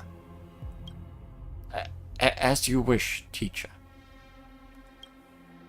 Well then, before we set out, is there anything our young friend wants to say?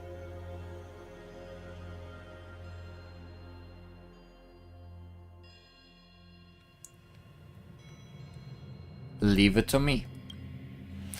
Thank you, young friend. I really appreciate you accompanying me on my errands. When this is all over, I have to thank you in earnest. Didn't you say you were going to treat her to a meal? Don't forget my share. And we'll meet later, grey-haired hero.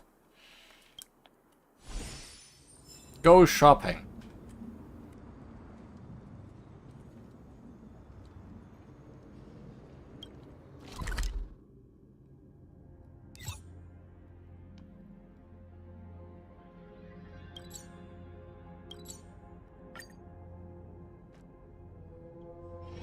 It's still early. Where There are many food stalls here, varying in price and quality. Which one to choose?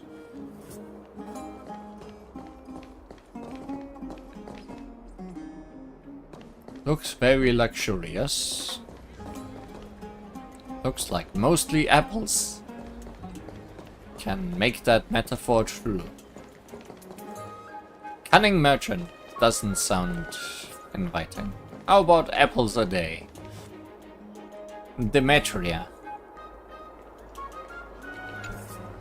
Fruit and veg store. We meet again, my adorable friend. Any fruit you want to eat? I want a crate of food. Not fruit and vegetables, but food? You sure now know how to create a quandary in me, little friend. But this won't vex me at all. Just wait a while. Demetria laughs as she enters the house. When she returns, several large baskets are hanging off her arms. They are so big you wonder how she's even carrying them. Besides fruit and vegetables, there are also meats and bread in the baskets. As for their quality, you can only vouch for their mediocrity. After parading them in front of you, Demetria sets the basket back behind the counter. She is probably tired from having to carry them. What about it, little one? If you wish, I'll sell them to you for 4,000 balance coins. The shop's prices and quality are acceptable. If I want the middling option, this is probably it. Sure. I mean, I can look at the others, but this already sounds very good. No worries, take all the time you want.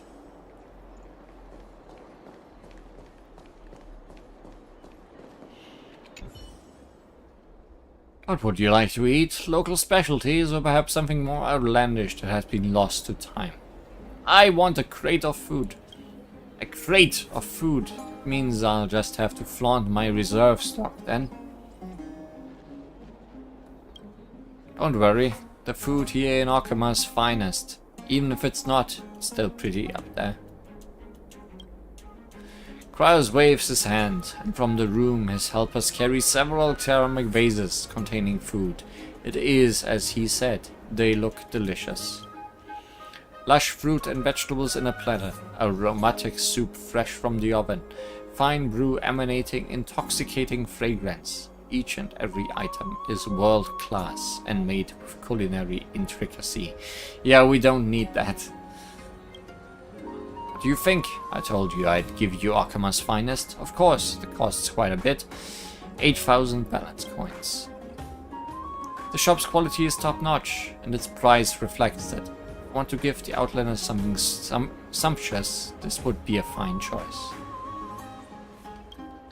You can look, but you won't find a better establishment than mine.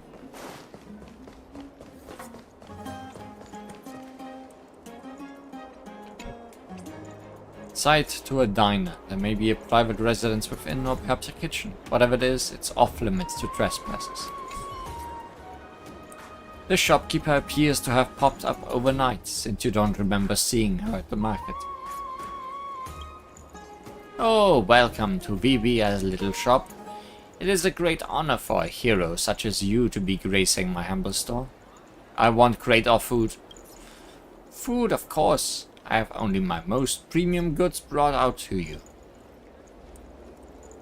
Shopkeeper drags out a dusty wooden crate from a corner and opens a corner. Corner. Scribbled vegetables, strange meats, bread hard as lead. All signs indicate that this crate of food is obviously inferior beyond all atrocity. Before you even get a glance at the intricacies, she drags the crate back to its corner and covers it with a cloth. Lead is pretty soft. Okay, good. How about it? They just arrived yesterday. Fresh as it gets.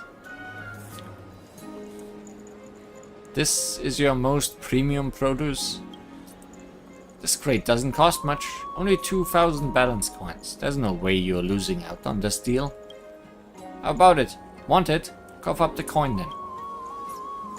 It is very cheap, but its quality remains suspect. It is a decent option if I intend to use substandard food to get those Outlanders off my back. Forget that. It won't make a difference. It's your call. We are taking the apples a day.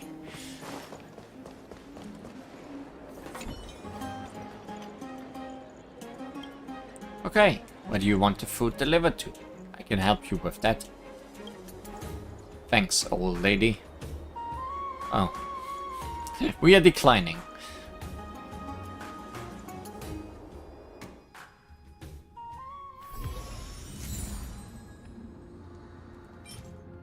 Standard supplies. Fresh food with simple, balanced nutrition.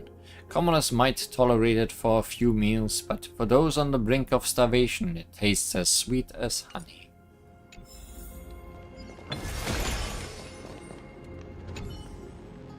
Ugh.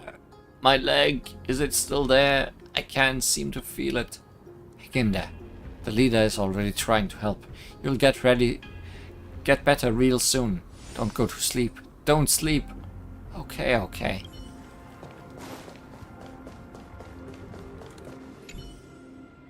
Is there no recourse in our search for a safe haven? I simply wish to live out a peaceful, simple life. Do we have to return north in the end? No, not making that trek again. But I fail. May Oronix protect us. May Sagrius grace our presence. Any of them will do. Please help us.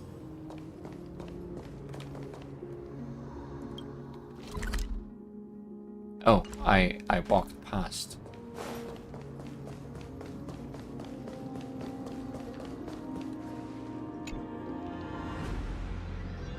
Mama, when will we reach the holy city? I wanna eat baked apple pie or die. Soon, we're almost there.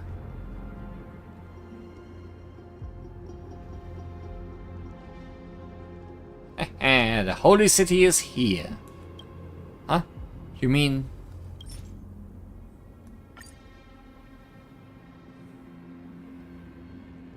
It's all food inside.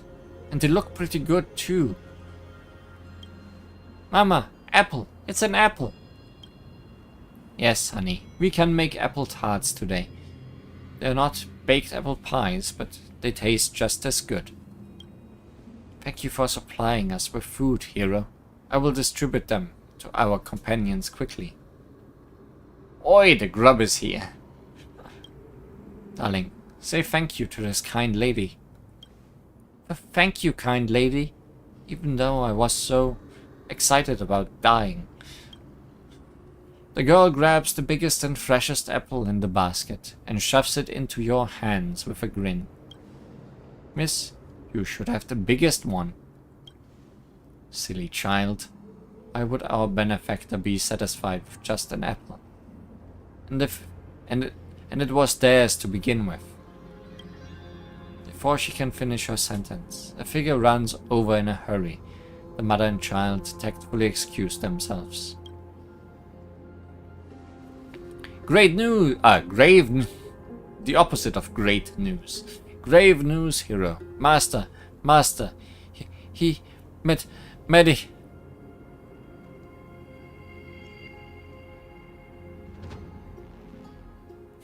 Check it. Oh, you think he is rapping? That's the jacket. I get that. Is he in trouble? Oh, alright, I'm calm. You have to listen carefully. In the beginning, Master said he had a way to get the medicine, not meditating. But I had to be the one to transport it out of the city. He directed me to an alley and told me to return to take the medicine from him when a quint had passed. There was still some time, so I decided to find something to eat. But when I was done, it was almost action hour. I dashed out of the shop and headed toward the alley. I didn't get far before I saw Master walking with 3 guards. He wasn't cuffed, but I knew from his expression that he wasn't with them out of choice. I tailed the guards and found that they had detained Master on the upper level of Memorial Palace. There were a lot of people there, and I couldn't get close, so I hurried back to discuss a plan with you. Oh yes, I did find the medicine in the alley. After all that, it was a curious turn of events.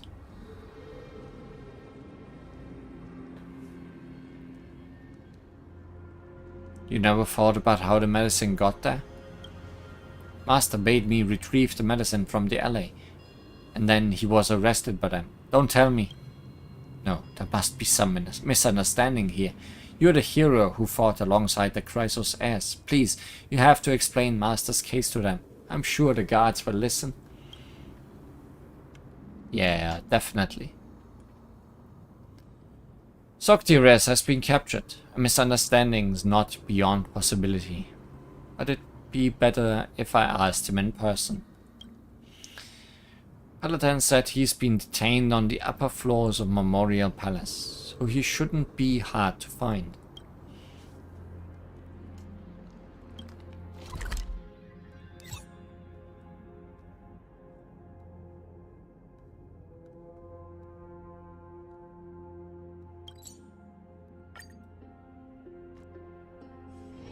It's still early. Where to now?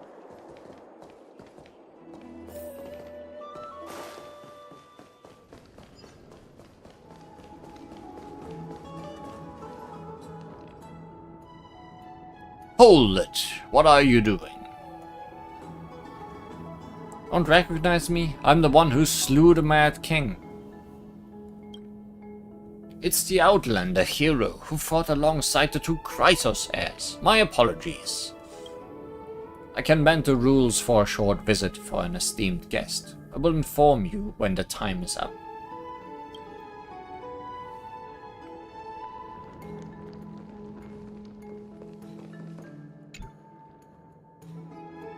This room's layout is quite cozy. There are no bars, nor restraining devices. A modicum of respect has been left for whoever gets detained here. You are here, young friend, in my 5-star suit. Doctira's eyes are somewhat avoidant, as if he is reluctant to have you see him in this state.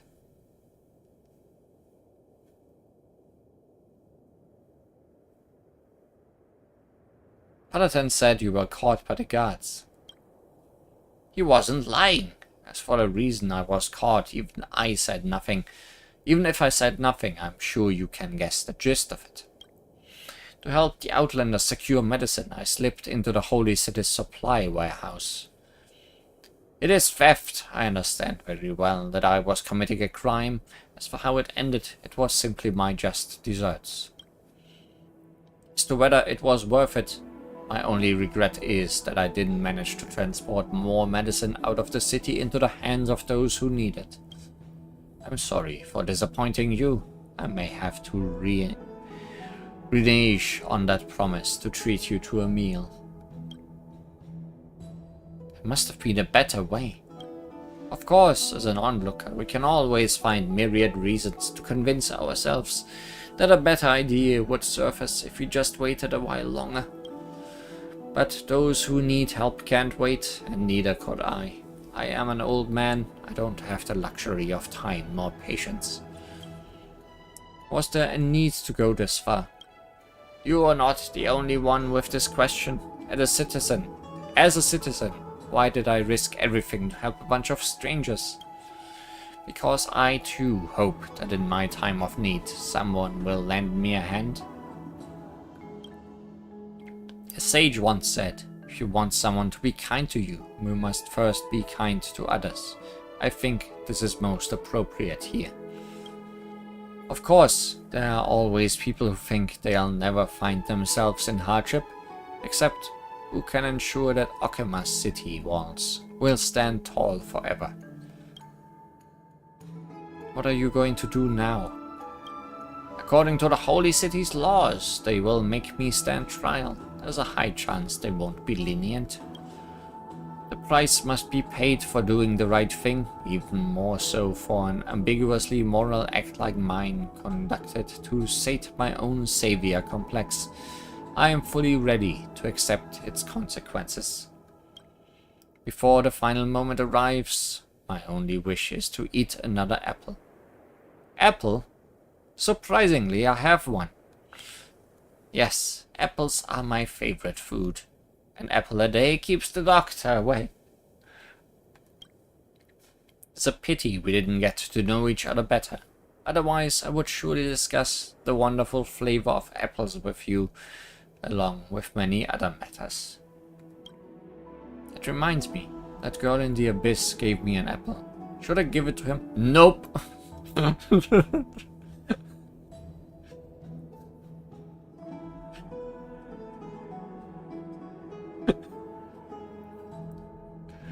I just like how blunt the choices sometimes are.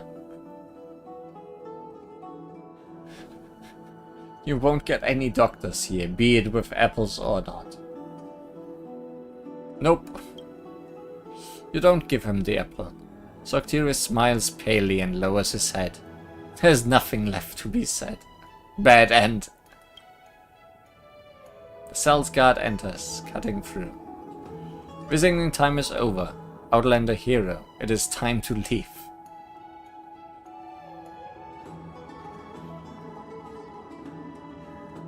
What fate is in store for him? No more apples, ever. It's not up to me to decide. The public court will handle him. According to Soctiris, he trespassed on the Holy City's warehouse, all to help a group of wounded Outlanders. We have already dispatched people to investigate. This may affect his sentencing. Maybe we'll even get death sentence. When the game gets to the ending, I will be judged. The trial will be had at Cafe Plaza in 3 days. We also invite you to attend to witness the justice of the Holy City's law. 3 days later.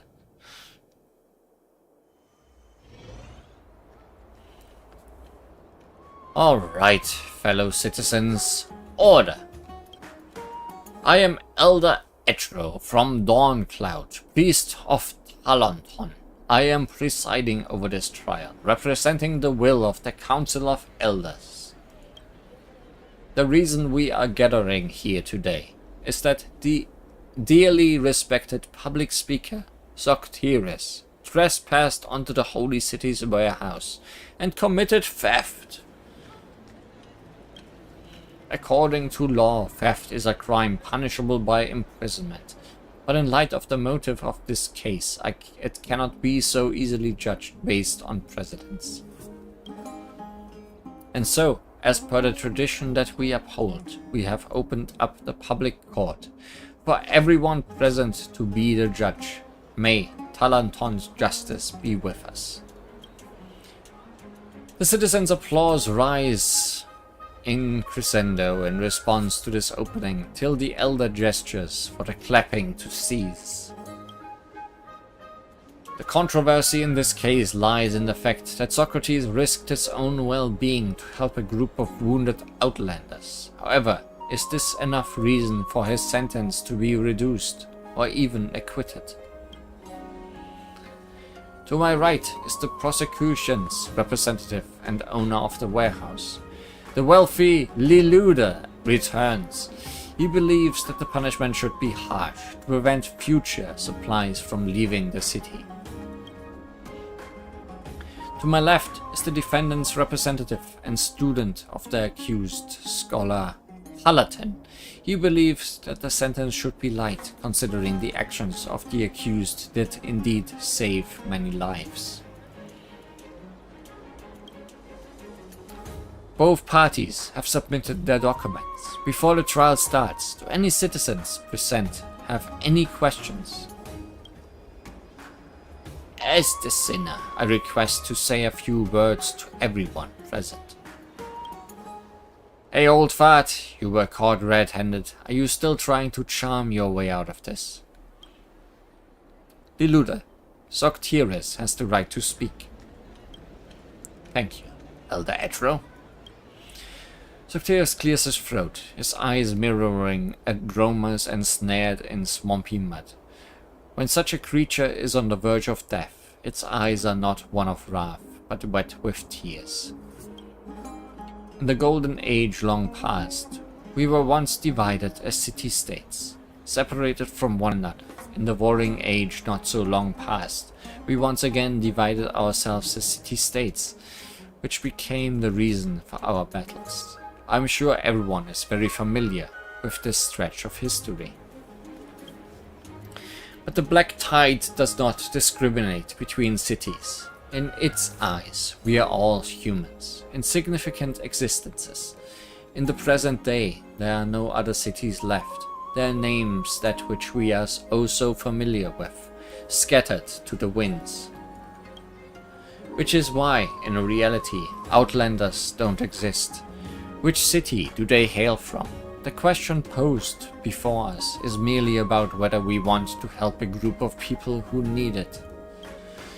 As for my crime, precious time need not be spent on it. I can accept the punishment, but I only hope that everyone will take this chance to discuss the current question with clarity. What stance exactly does the Holy City take with the underprivileged? Where exactly are we leading this eternal city? That's all. I thank Elder Eltro again for his chance. Now then, before the trial starts, do any citizens present have any questions? I am curious. How does our grey-haired guest view this situation? As the hero who fought alongside the Chrysos heirs, your thoughts may be of crucial import.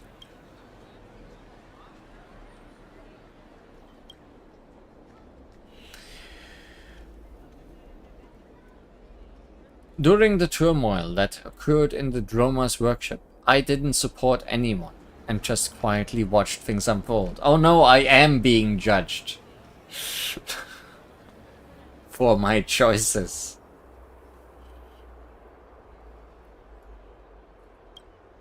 Later, Socrates invited me to discuss this. I professed my impartiality at the bath in the Memorial Palace.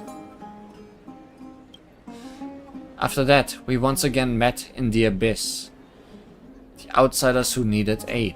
There, I brought the outsiders some meals that were a good bargain.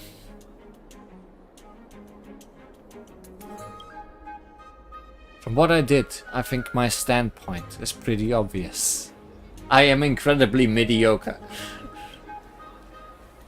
You raise your head, meeting Soctira's gaze of respite, as if saying, "Young friend, stay true to your heart."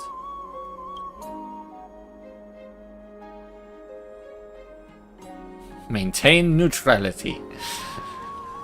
I think that's essentially what I'm getting from what I answered so far.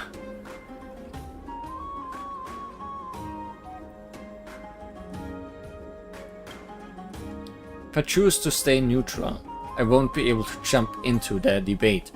Do I really want to abandon a chance to speak at the podium? Oh no, the debate minigame! Might be better to support one or the other. Can't miss out on that. Okay, Paladin's defense it is then. Oh, surely we don't want to go with Leluda. I wonder if anybody would support Leluda after that first scene. I support Scholar Paladin's point. Mistakes incurred from saving lives should not be solely judged as a crime. I once saw those Outlanders with my own eyes, and they were indeed in dire danger. If not for Soctira's securing medicine for them, consequences would have been unimaginable.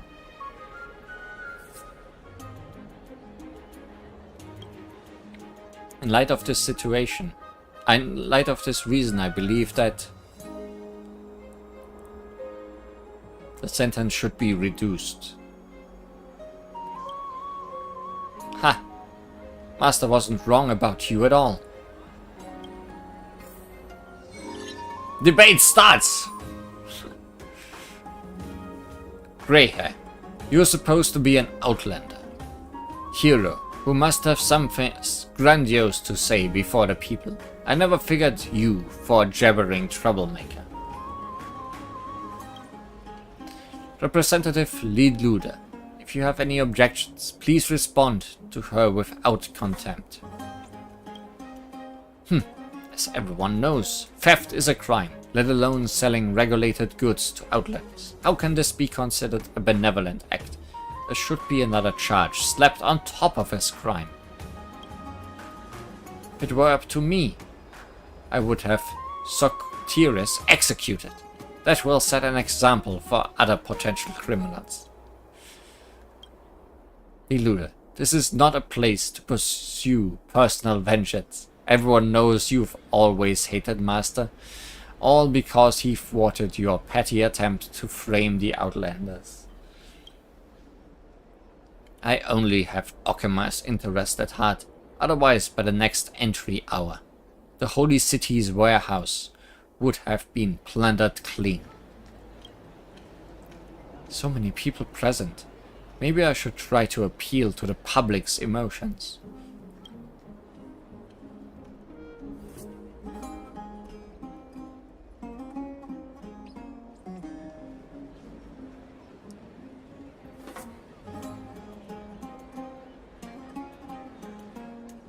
Use the Chrysos air stealing core flames as an example.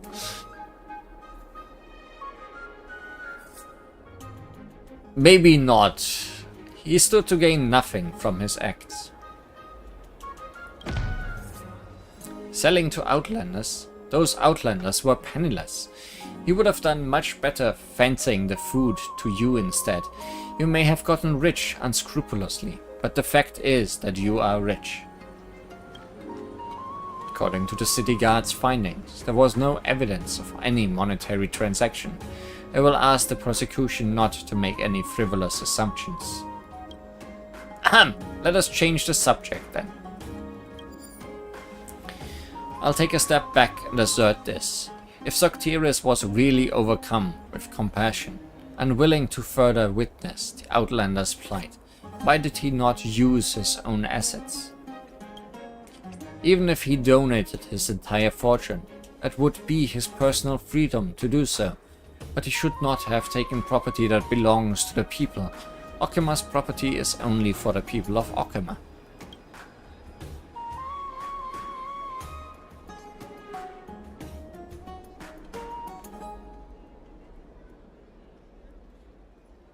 How do you define an Okiman?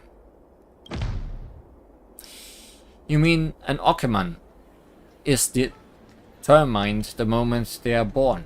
If the first time you open your eyes, you aren't within city walls, you'll never have a chance to join the Holy City. Don't forget, the Chrysos heirs who saved the city contain Outlanders.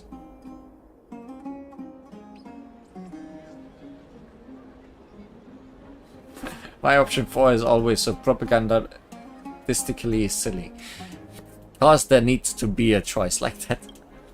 You do not undermine my gratitude for the heroes.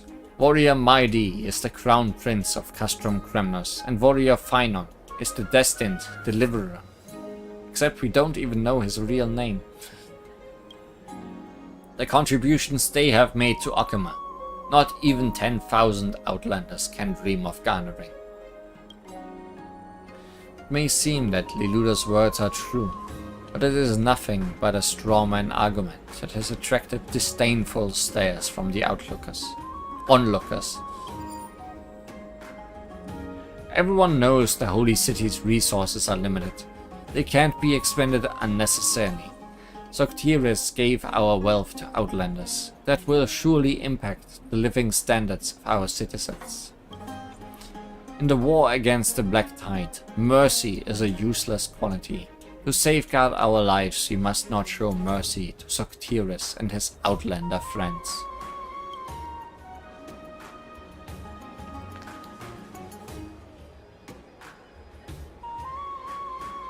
Give him a little taste of destruction.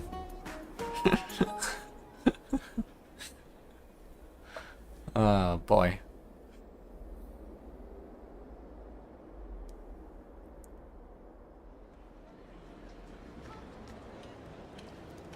What about after the war then? I went to a city-state called Jarilo, where they had never triumphed in the battle against the storm, yet they already had plans to rebuild their home. This is something you have never once considered. As long as time flows, the resources that Outlanders create will one day exceed their consumption. The citizens' lives will be improved. Do you all not wish to see such a day? Your rhetoric reeks of sheer idealism. Liluda's attempts to salvage the momentum, but he can't stop the crowd from imagining that possibility. Yes, what else would inspire people more than a united front and creating shared fortunes? Dun dun. Debate 1. As the final syllable drops, Elder Etro stretches out his hand and halts Liluda's subsequent elaboration.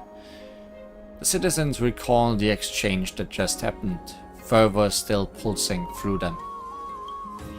Before realizing it, you've replaced Paladin as the defense attorney and garnered more support. Who needs Paladin anyways?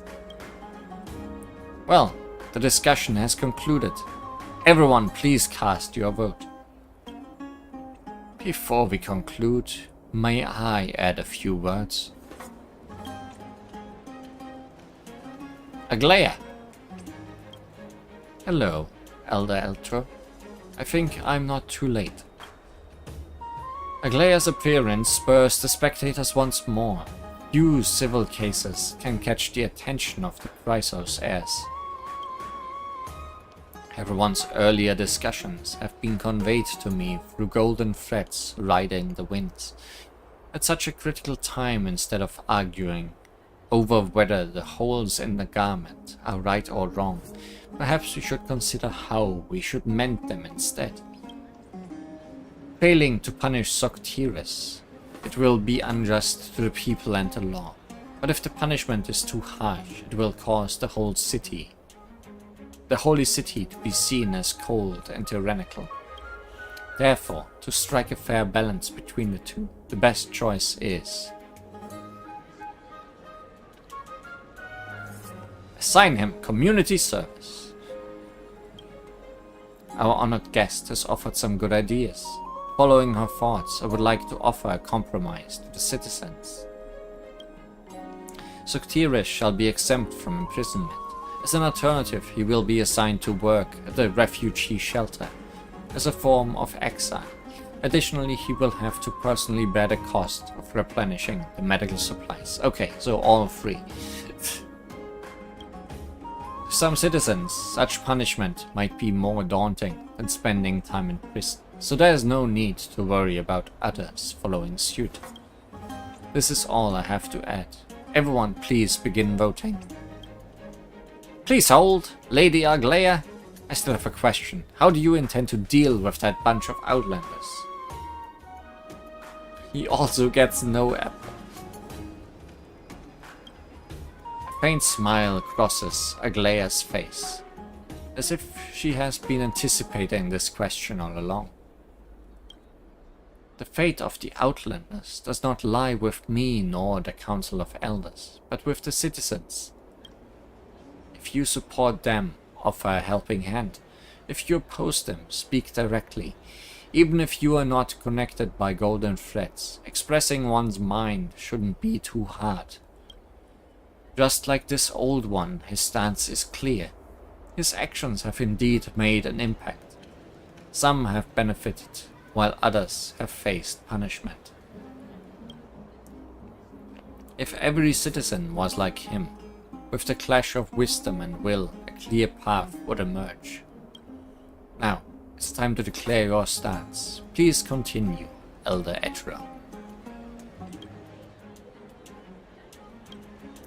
Then, citizens, please raise your hand to vote. Finally, 60% of the votes support Soctiris' exile. The guards escort the old man away. Both he and his student quickly pack up their belongings and leave the holy city. The citizens at the plaza start to scatter, with people digesting what just happened. In what direction should this city head towards? No one seems to have the answer. But at the very least, it heads towards tomorrow.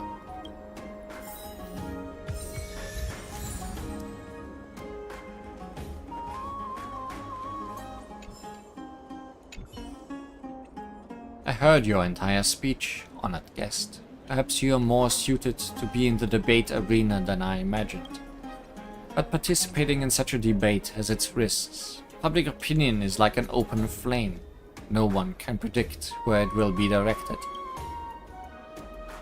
What happened to the Outlanders at the Abyss?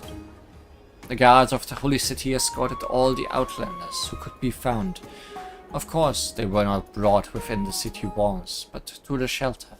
This is the greatest mercy I can offer. What's your view on the Outlander situation? Oh, I thought I expressed it quite clearly in court, though some words cannot be exposed to the light of day. The resources of the Holy City are limited. This truth cannot be changed by our attitudes. Okima can't help everyone. As long as the threat of the Black Tide exists for another day, this tragedy will not cease. Hence, we have to hunt down all the core flame. Indeed, honored guest, we still have much to do. Farewell.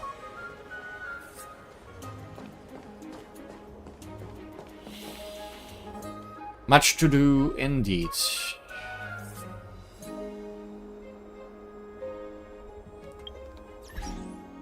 But I think that's it for today, at least.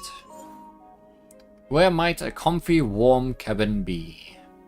Witness the societal conundrum of Okima. Where to shall we go? Faced with this eternal question, you chose benevolence as your answer.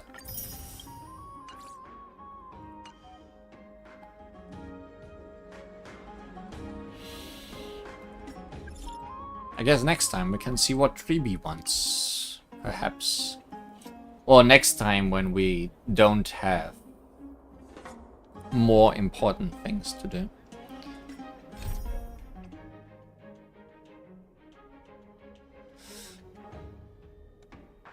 My quest list. Such much things to do. But that is indeed all for today. Next time on Honkai Star Rail. Honestly, I don't know when or what. We are finally done with this really long first act of this new planet.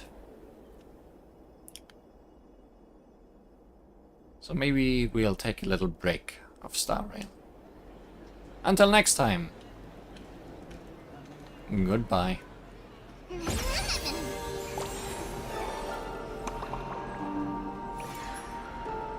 Meh.